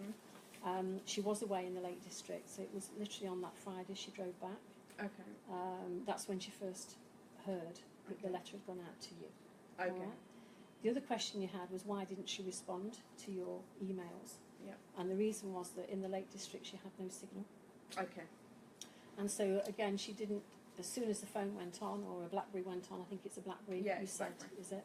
Yeah. They all came flying in. And so that's why she didn't have the opportunity to reach out to you. All Okay. right, so Does that answer the questions that you had at that stage? I mean, that puts me at ease that it wasn't a sort of personal victimisation as much, which makes things easier. Okay, all right. Okay, so when we were last together, you started getting after some agenda items that you wanted to progress in that joint session today. How are you feeling? Has anything happened in the interim? Have you had any conversations? Has anything I've been thinking moved since we last met? About what you said. I've been thinking sort of how we could move forward and practically what's going to happen. And I think, of course, my position remains the same, that I don't want to have to move to the Kegworth Centre, but thinking about if I were to be moved, what kind of things would I need to make that more workable for me, I think. Okay. That's what I've been thinking about mostly, and also what I wanted to convey to Anna. Okay. Now that we're face to face. Okay. All right. So, would you like to just run through those agenda items with me now? So yep. we're comfortable, and I've made sure I've got everything from our last conversation. I think you've covered a lot of the first one, but the first one was communication. Yeah. So my main concern was finding out about how Anna knew, why she found out, and why she didn't respond, which has kind of been covered. Okay. But under that point, also the sort of why it wasn't communicated to me until there was a letter from Peter. Okay. So the process wasn't communicated to me. You'd like to understand that. Yeah. So I'd had it as communication and process. If there were any issues in relation to productivity or performance, I'm not really sure there are, but the way it came across was that perhaps there's some issues, and that's why I've been singled out as the person to move. But I don't know, so that's so you'd like some a question mark. answers. Yeah. Okay. So that goes under the why banner. Yeah, possibly my family issues and family circumstances, and why that adds to this practical issue that transport's going to be a problem and timing's going to be a problem. Okay. And are you comfortable in sharing that now? Yeah, I think, having thought about it. There's no need for her to know any real details about what's going on with Leo, other than the fact that this level of uncertainty and inflexibility is making things worse for him. Okay. But the actual ins and outs of it don't particularly influence what's going on. It's more the practical side, that it will take me an hour and 20 minutes to get to work. 9:20 would be when I get in, and that's on a good day, assuming there's no delays, traffic and everything else. Okay. And finally, just this idea that the decision was imposed upon me, and why no one felt that they could basically respect me enough to come and speak to me face to face and just, ask, rather than, I would have been quite flexible if I'd have been approached with the idea that there's a reason why you have to be the one to move, and here's what it is, and then I would have been talking about ways forward straight away, whereas it felt like the decision was made and then I got told. Yeah, so you really want to understand why and how that arrived. Okay. Let me just check my notes from last time and make sure that we've got everything that we shared. I think communication, that productivity piece, definitely why and how, and you've got the answer to the specific questions. Anything else? No, I think that's I everything. think they're your main items. Yeah. Okay. Now, I also asked you to think about, I said that when we open up now the mediation process in a formal setting, to think about some words that you'd want to share with Anna. Have you given that some thought? I'm happy for you to give me feedback on what you think will come across well, because I was a bit stuck on how to portray what's been happening, given that she doesn't know anything that I've told you other than the specific questions. But I thought I'd start by saying, of course, thank you for coming and actually attending, because I think that's a good step. That was the one sort of redeeming thing that happened that made me think that maybe this is salvageable. Okay.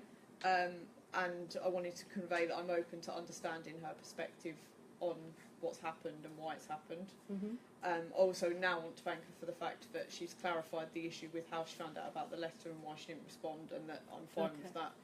And generally just to kind of move the conversation towards this idea of communication and respect in our working relationship moving forwards. Okay, all right, good. Okay, thank you. And these are your words, so it's not for me to...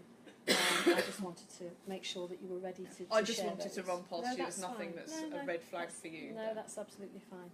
And also, what I want to also ask you is, are you also ready? I know we've talked about what you want to share, but also have you thought about, and are you ready for what you may hear? Yeah, I mean, I think the only thing I could hear that I think will change what I already kind of know is if there's big performance issues. And I will be, I mean, I feel a bit anxious about the idea that I haven't been told, and the company overall was chosen for me to find out like this, but I've been working here for 12 years. I'm a grown-up. I'll manage. Okay, all right. So as long as you're ready for that, then whatever may be shared in that arena. Okay, all right. So comfortable. We're ready to move into that joint session. You're feeling in the right place. Yeah. You sure? Yeah. Okay, all right. So clear agenda items. I've kind of assured that everything's off our list that we shared last time, so that's fine. I think you're in a place. I'm now going to go and see Anna and just do a similar check-in and make sure that she's ready and comfortable. So I'll be back to you in probably about 10 minutes or so, and then the aim is then that we move to that joint session and start to explore some of the agenda items and the questions that you clearly want answers to. Okay, yeah, I'm happy with that. Okay, but again, everything's confidential. We've shared here. Okay, thanks. All right, that's okay. Spin around here. Hello. Hello. Hello, and how are you? I'm fine. Good to see you again. So how's things been? All right. Yeah, okay. So had a good week? Yeah. Yeah. Positive.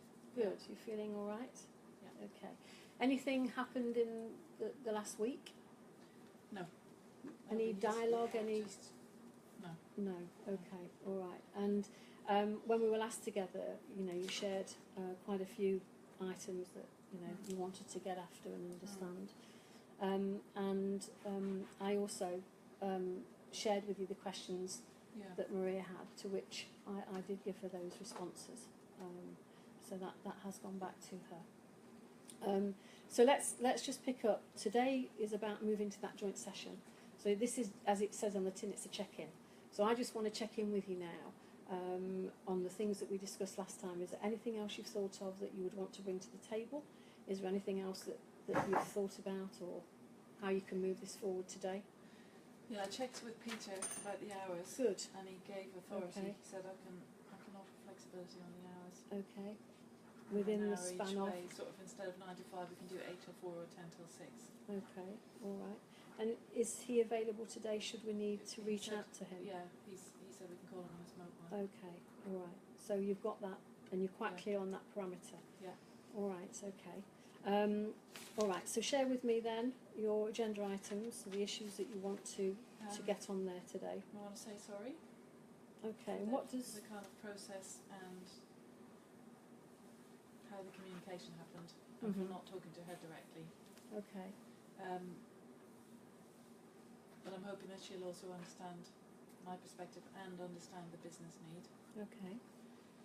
So did you want to discuss specifically as an agenda item the business need? What was the driver? Well, yeah, so I suppose Because that it's came through. Yeah, a new thing, isn't it? The business basically needs her to move.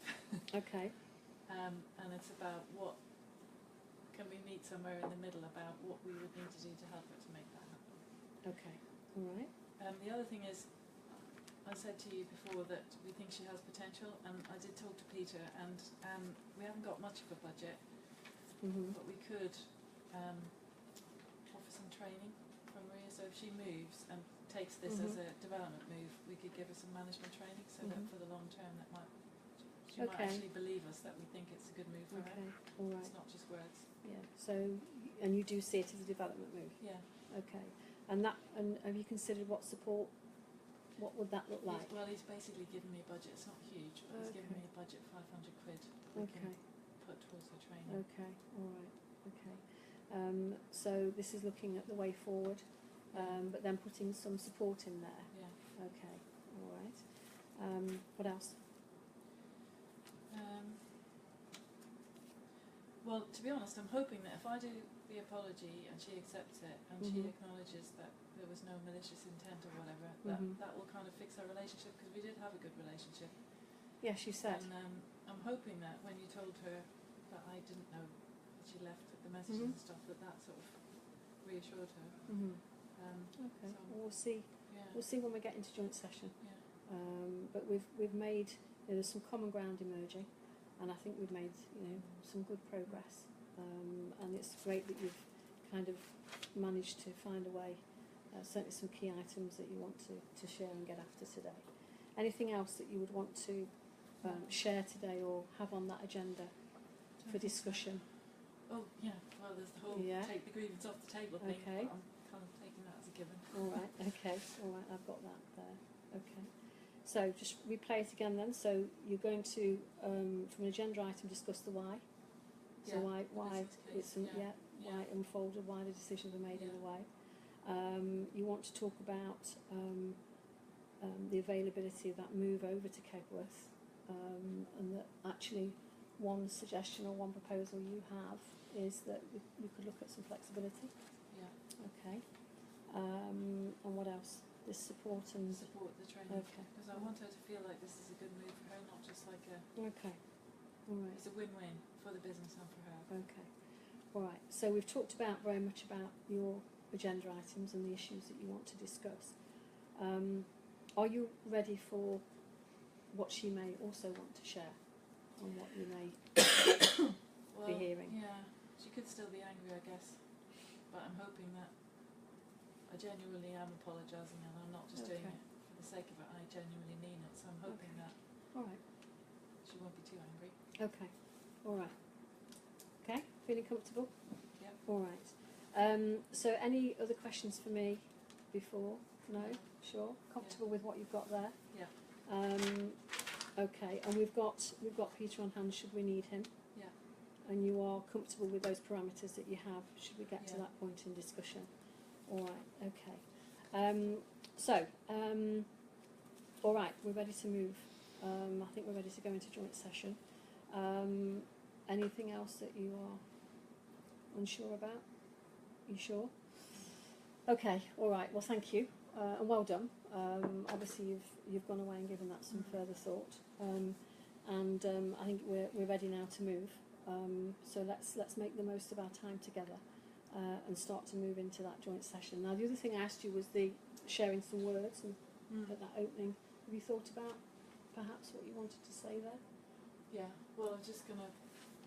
Short version of what we just said is that I'm sorry for how it's felt from her point of view, that there is a business need, and that I'm hoping that this process will get us to a win-win situation for her and for the business. Does that sound right? It's your words. It's what you wanted to hear. So if you're comfortable with that, then let's do it. Yeah. Okay. You sure? Okay. All right. Thank you. Okay. All right. Fast forward. I'm conscious of time. Welcome. So we're now in joint session. So welcome to your joint meeting. I'm going to start to remind us of a few things around the process before we start to get into exchange and discussion. I know you know each other, and I know you know me a little bit better than you did a few weeks ago. So as far as our the way we're going to address each other today, are we comfortable with first names? Yeah, sure. You're okay? Yep. Yeah. So please, you know I'm Pam. Let's just remind ourselves. It is a voluntary process. Everything we share is confidential. The aim today is to move now towards finding a way forward that you both can live with and it's suitable and it works. And we're trying to move it towards now an agreement that you are comfortable with. And at that point, we will be your words, it's your agreement. I'm here to facilitate that and help you, and I will continue to challenge in the way that I have and ask you those questions from now and again that may be a little challenging. But once we get to that point, then we will write it up, and then everyone will get a copy and it's signed. And I know you talked about in the literature that came through from your head of HR about having a reviewer. So someone back in the workplace, and who is that again? Remind me, because I know she's signed the agreement. Her name escapes me at the moment. I think I've got it here. Is it Janet? Janet, that's right. Yeah. I think so. Yeah. Okay. All right. Well, let's work towards that and see. Once we get there, we can discuss that in a little bit more detail. So remember, it is voluntary, it is confidential, and it's without prejudice. So should this not proceed to an agreement here today that you are comfortable with, then anything that is offered or any concessions made or anything discussed then can't come back into the arena should the matter go forward into a more formal setting.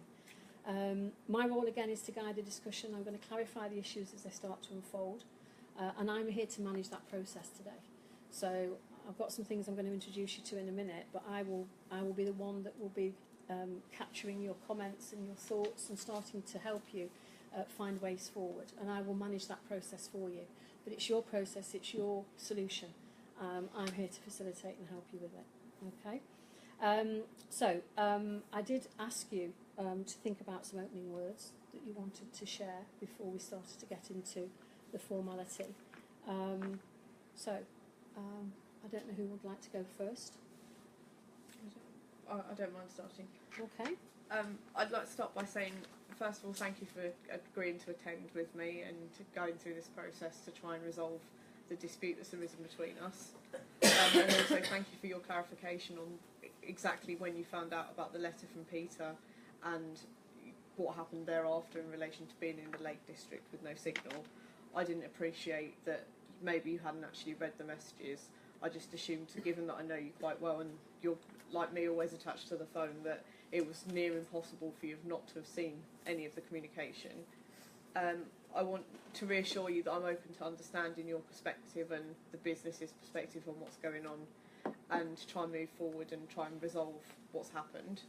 And I think it's important for us to do this in this setting in order to re-establish communication and professional respect for both of us. Okay, thank you. Thank you very much. Thanks.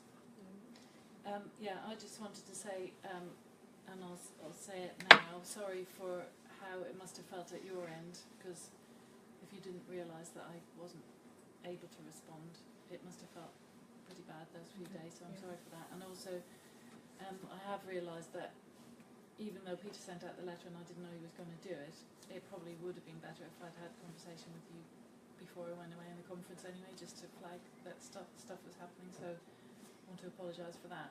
Okay. So the process hasn't been that great and communication hasn't been that great, but I also just want to say that I'd like this process to end in a win-win for you and for the business. So in relation to the move, I genuinely think that you and the business can benefit from it if we can find a way forward. Okay. I'm open to hearing what you have in mind, and of course a win-win would be best for everybody, so I'm happy. Okay, so you've heard that. Yeah. That's sorry. Yeah, I think to be honest, it means a lot to me that you sympathise with how I felt over those few days that you were away, because it's very difficult in those uncertain circumstances not to kind of catastrophise about what's going on, and I think communication earlier would have saved a lot of trouble on both ends. Yeah, I agree. Okay. Okay, feeling comfortable? Let's round out. End of round 4. Lost my thread now. Thank you for those opening words.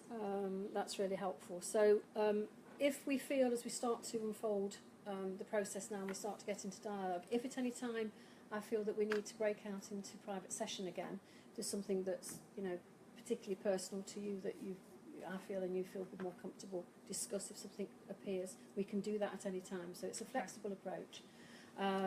But the aim, as I said today, is to move forward and to come up with an agreement that you feel that you can work with and that's suitable for all. So thank you for participating again. Remember, let's keep looking forward and then let's start to see how we can start to get these agenda items up and start discussing. All right. Now, before we do, I do have a few things just to share with you. As I said, I've managed the process today for you. So what I like to try and do in all of these things is we have an agenda, and I know that you've been working, and we've been working on those, and you've got a list that you want to get up here, which we'll do in a moment. I've also captured acknowledgements.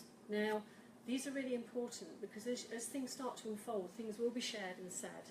And sometimes when you're in dialogue, you don't always hear these. So if we may, as they start to occur, I will capture them on here so you can see that story of that journey and how that feels. And I've not forgotten what you've just exchanged, so we'll do that in a moment because I think that was really important to hear. Okay. Is that okay with you? I think that's a good idea. And then the other thing is, I do normally try and set some ground rules, and this is for me as well. So if we can try and sign up to these, and that we listen to hear. So try and when the other party and the other person speaking, me included, that I really do listen to hear what's being said, and we try not to interrupt each other, because again, when you're starting to enter into discussion and dialogue, that can sometimes happen. So I think for all of us, let's try and adhere to that, and let's respect each other's view. You'll all have views of the way you're looking at things. Let's try and respect that. Are you comfortable with those ground rules as a positioning piece? Is there anything else that you would want to see on there? Are you comfortable working with that? I think that covers everything that needs covering, really. You sure? Yeah? All right. Can I flip back to acknowledgements first, because I want to capture this before we get the agenda items up. So let's go back to what was said here. All right, so repeat again for me. You said? I said that I was sorry for the process and for how Maria would have felt by not hearing the communication from me. Okay. So say it again. Sorry to Maria. Is that what you mean? Yes. Sorry, Maria. That the process was not very good. Communication was not very good. Okay. And sorry that I didn't personally talk to you about what was being planned.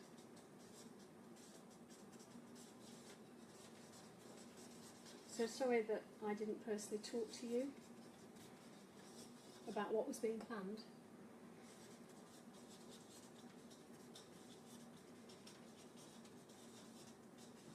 Okay. Thank you, Anna. Thank you. How does that feel? I think that's a really good start. It makes me feel more open to moving forwards, rather than, I feel like that was a big stumbling block, was this lack of communication and lack of understanding. Okay. Can I add stuff to respond? Of course. Absolutely. I'd like to say, first of all, thank you for both apologies, and thank you for clarifying the situation with the Lake District trip, and I'm basically sorry for reacting so badly by creating a formal grievance. Oh, so we're slowly. Yes, slow down a bit. It's the end of the day. Yeah. Okay. So yeah, thank you for clarifying the trip Yeah. and the lack of communication. Okay. And I wanted to apologise for issuing a formal grievance, because I feel like I was jumping the gun, as it were. Okay. That's really good, because that was the most upsetting part for me, because we had a really good relationship and it felt like you didn't give me the benefit of the doubt. Yeah, I mean, I think, to be honest, I instead of thinking about it, I just reacted to the anxiety of not knowing what was going on with what I perceived. Like, I perceived your actions as malicious, and then reacted maliciously to kind of try and even the playing field, and I think that was a mistake. Yeah. Okay. Good. Thank you. No, thank you. So we're going to now proceed to capture your agenda items, or the issues that you want to explore, conscious of time. So let's just start by just to give a flavour for everyone. So who wants to go with their first agenda item? Doesn't matter in which order we take these. So Maria? I guess I feel like we've kind of dealt with it, but lack of communication. So communication. Yeah, because more communication going forwards now. So communication as a topic. Yeah, definitely. What that looked historically, what that needs to look like going forward, all of that great stuff. Okay, thank you. Anna? I'd like to say opportunities presented by the paperwork move. Okay. I think that's an interesting one, because I haven't seen it as a positive until Okay. I've been presented with the idea that it might be. Okay. All right. Okay. Another one. We'll just do one each, and then we'll call it in for the audience. Process.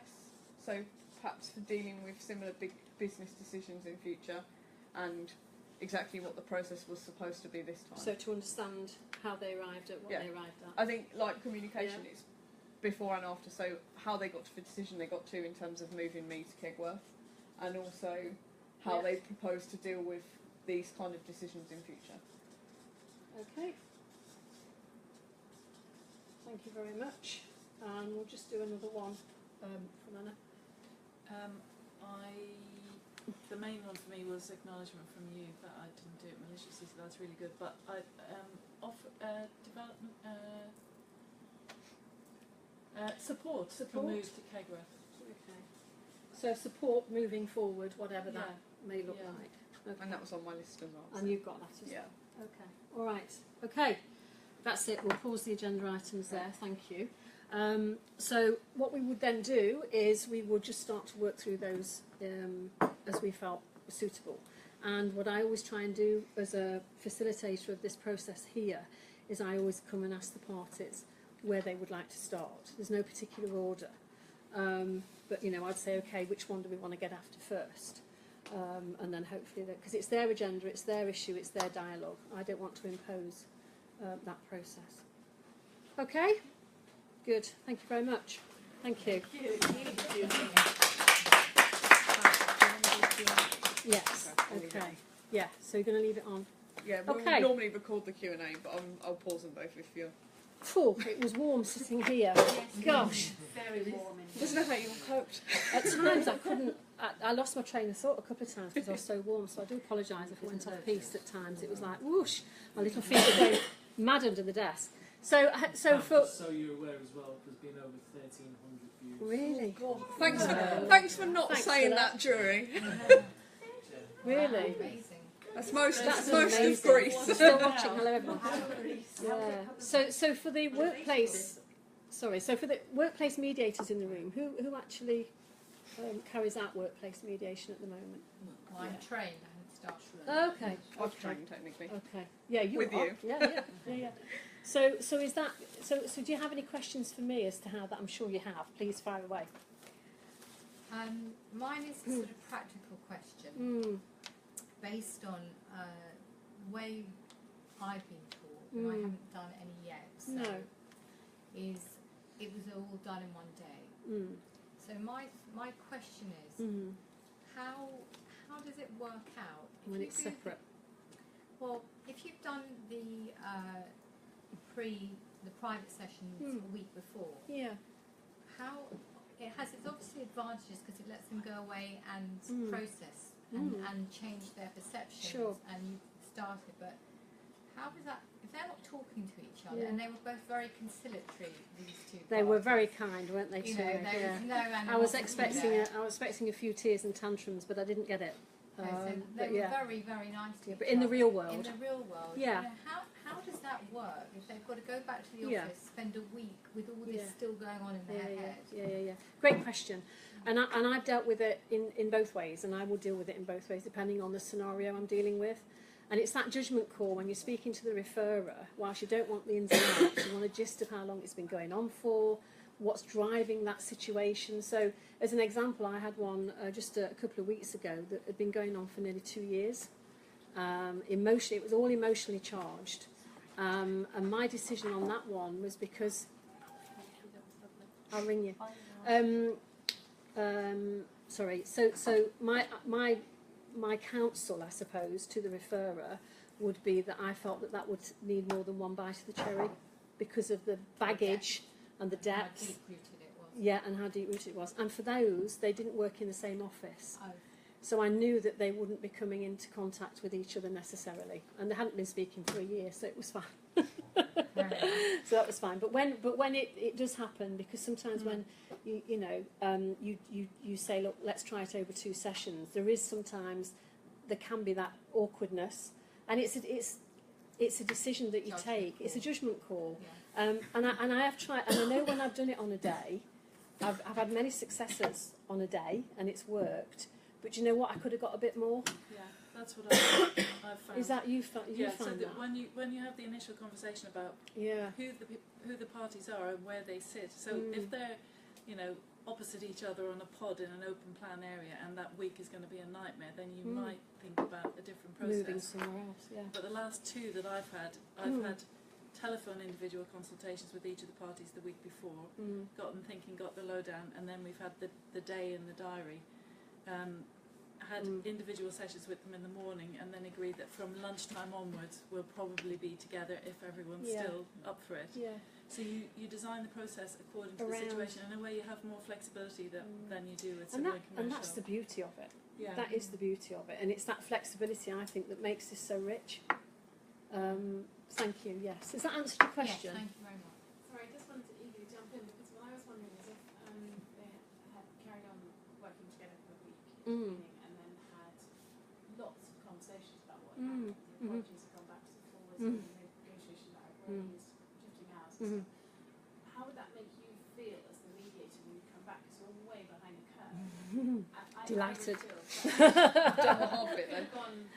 Yeah. Could not be conciliatory conversation. Yeah, exactly. I just feel so behind the curve. I find that a bit Yeah, stressful. yeah, and that's what your check-in meetings check-in is for. to Because catch if up that, there's been any drama. I mean, that was a quick check-in here, but what would happen in the check-in, that, you know, if that had happened, then I would be back on the pad, and I would understand what's happened, and then you go back into the exploratory stage around, so how did that make you feel when they said that then? And so you'd go round the circle again a little bit before you moved it forward.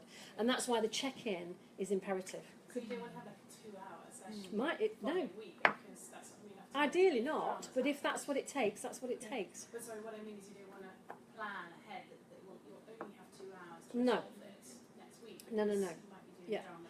And in fairness, when you've got something that's really deep-rooted, you know, very often it's shuttle mediation will happen. When people really aren't talking, what will happen in workplace will be exchanging information. So that then feels a little bit more palatable, and then they feel more confident in moving forward. So it's really a judgment call on the scenario. Yes. I was just to say one thing I have done, because like you, I've had Yeah. to in both ways, Yes, all yeah. in a day or sometimes spread out. Which is great. And also I've done one which was a group of 4 people Yes. that were in That's interesting, dispute, isn't and it? then you have to Teams. take longer anyway. Yeah.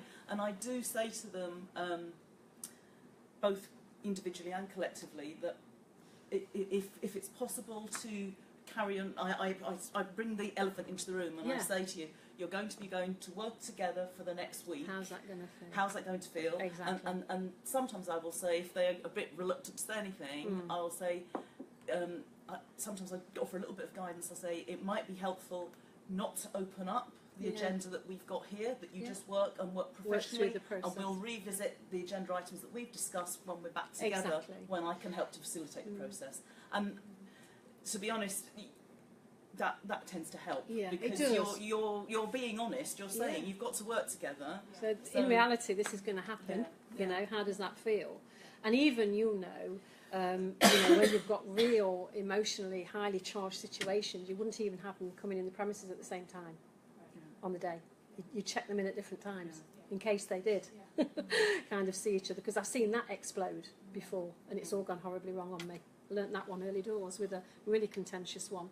But what tends to happen in workplace, and I think it's fair to say, we're amongst friends here, and hello to everyone that's listening in, you know, a lot of these things do get squashed for months and months and months and months, and it's never ever what presents itself.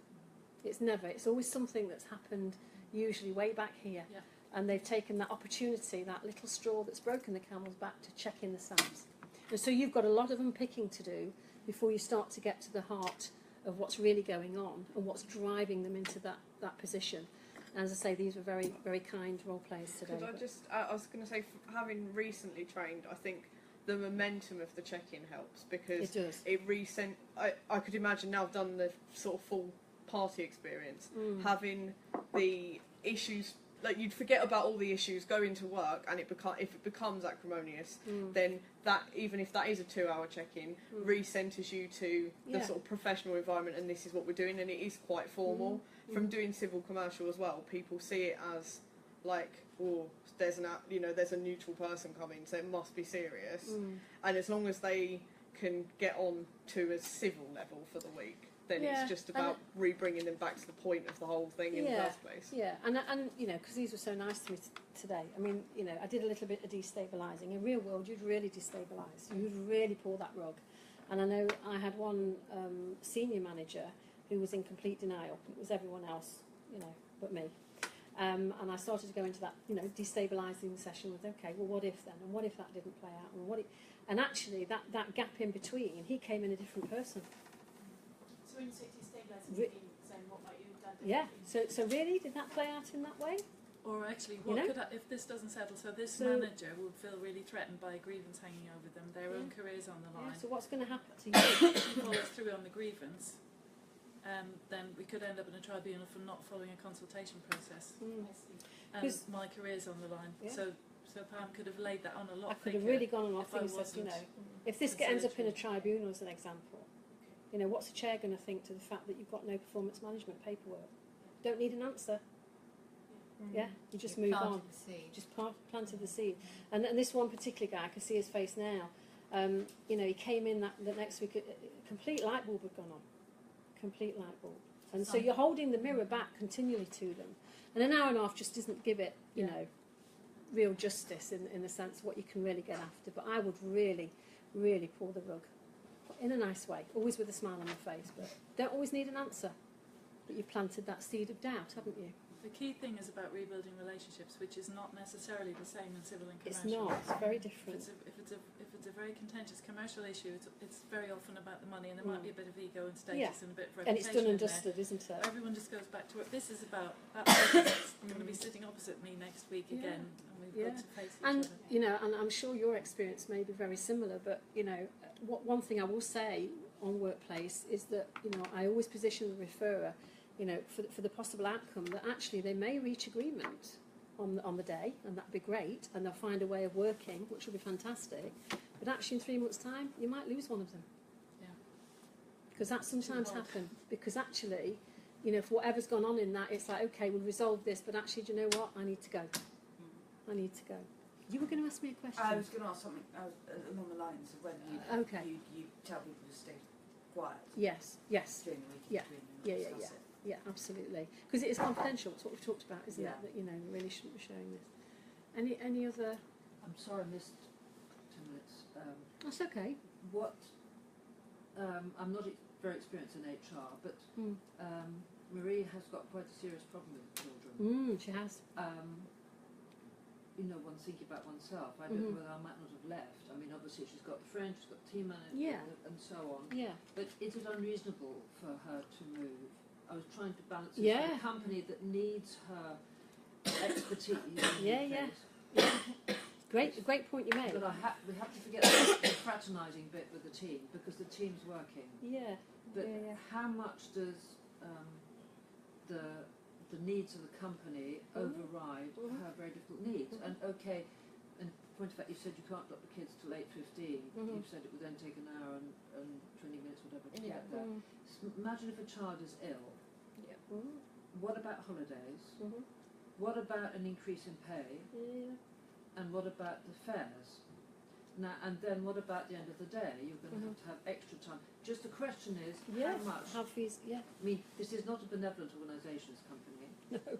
but No, with you've your got it experience of crystal. HR, Yeah, the yeah. two of you and maybe you as well, how Yeah. much would you take that into account for a month? We don't know whether she has a partner or not. You No. didn't ask. No, I She didn't may go be there. alone. She may have a disabled partner, Yeah. or Could be all sorts going on. all sorts. Yeah, Could have yeah. really She thrown you didn't under the mention bus. it. Could have really gone in. So how much does the personal intervene? Yeah, in this yeah, is my yeah, question. yeah. Go, I you were was going gonna to say, say? does it matter if the agreement is acceptable to both parties? No. No. Sorry, go You on. would challenge it. You would challenge it in dialogue here, perhaps. So you know how reasonable. You know, if you put yourself into her shoes, how would you be feeling right now? You know, I'd put it that way. Yeah, and a potential solution might be that the business acknowledges that while the kids are at a certain age and They they will have work to be in this dropped off and picked parameter. up for the next 3 years until they finish primary school or whatever, you kind of get under the skin of it and reach an arrangement. Don't they commit with? Because children grow up They move and their needs eventually, change. I know. And they actually, have their you own can, then, yeah. you can and then they a have their win-win. own, and they come back. I think But equally, some organisations won't. Well, yeah, They won't. exactly. And as a mediator, you All have you to be can very do- careful you about do. not getting Yeah. hooked into that that. emotion, because we are serving both parties. And this is So- this is the challenge with workplace, because actually your referrer is paying your fee. It's a really interesting But it's like dichotomy, being isn't it? executive coach, whether you're an in-house mediator Correct. or in-house I think it makes a big coach. difference. Makes a big difference. So that £500 that's being offered for the training, nice thought and so on, but I, as Maria, would be thinking, I need that money for the Yeah. extra bus fares Yeah. and the extra... Yeah. But Yeah, yeah. you're not benevolent I organisation. think. I mean, this was a scenario that unfolded in my former life. And Oh, really? oh yeah, and what happened here? It was a decision was made to move, and as someone in wherever the plan was hatched saw this move to Kegworth as being very straightforward geographically. So it was, yeah. So it's a few miles. So they saw it as very doable. Tick the box. It's within our mobility. Blah blah blah. Didn't realise that physically getting there may take a lot longer. And so I walked in. It was a new scenario for me, and I inherited it from my predecessor. And I just walked into this avalanche of, it's not doable. It wasn't just one person. It was several people. And this can happen a lot when people are being moved around. It's the logistics, isn't it? Okay, if you're in a car and you can drive down the motorway, but if you can't do that, then that journey can look very different. It's late and your kid's sick. Yeah, yeah. Classic in London, mobility clauses are within the M25, Yes. which sounds very reasonable, but actually if you live at Could be a couple of diagonally hours, at couldn't it? ends, Yeah, exactly. take Can you be 2 hours. Yeah. Okay, on behalf of Raheem, I'm Thank going you. to wrap up. Yeah, Just thanks. drinks outside and some nibbles. Thanks to Pam, that was Yeah. fantastic. No, it was very hot. And Thank you. Thank you very much. we'll be around for questions. Absolutely. So if there's any more questions or anything, turn then these please off. feel free, and we'll say cheerio to everyone that has been watching. Thank you. You can lean over. Yeah. That one's done, yeah. I'm just trying to make a video. Yes. Yeah.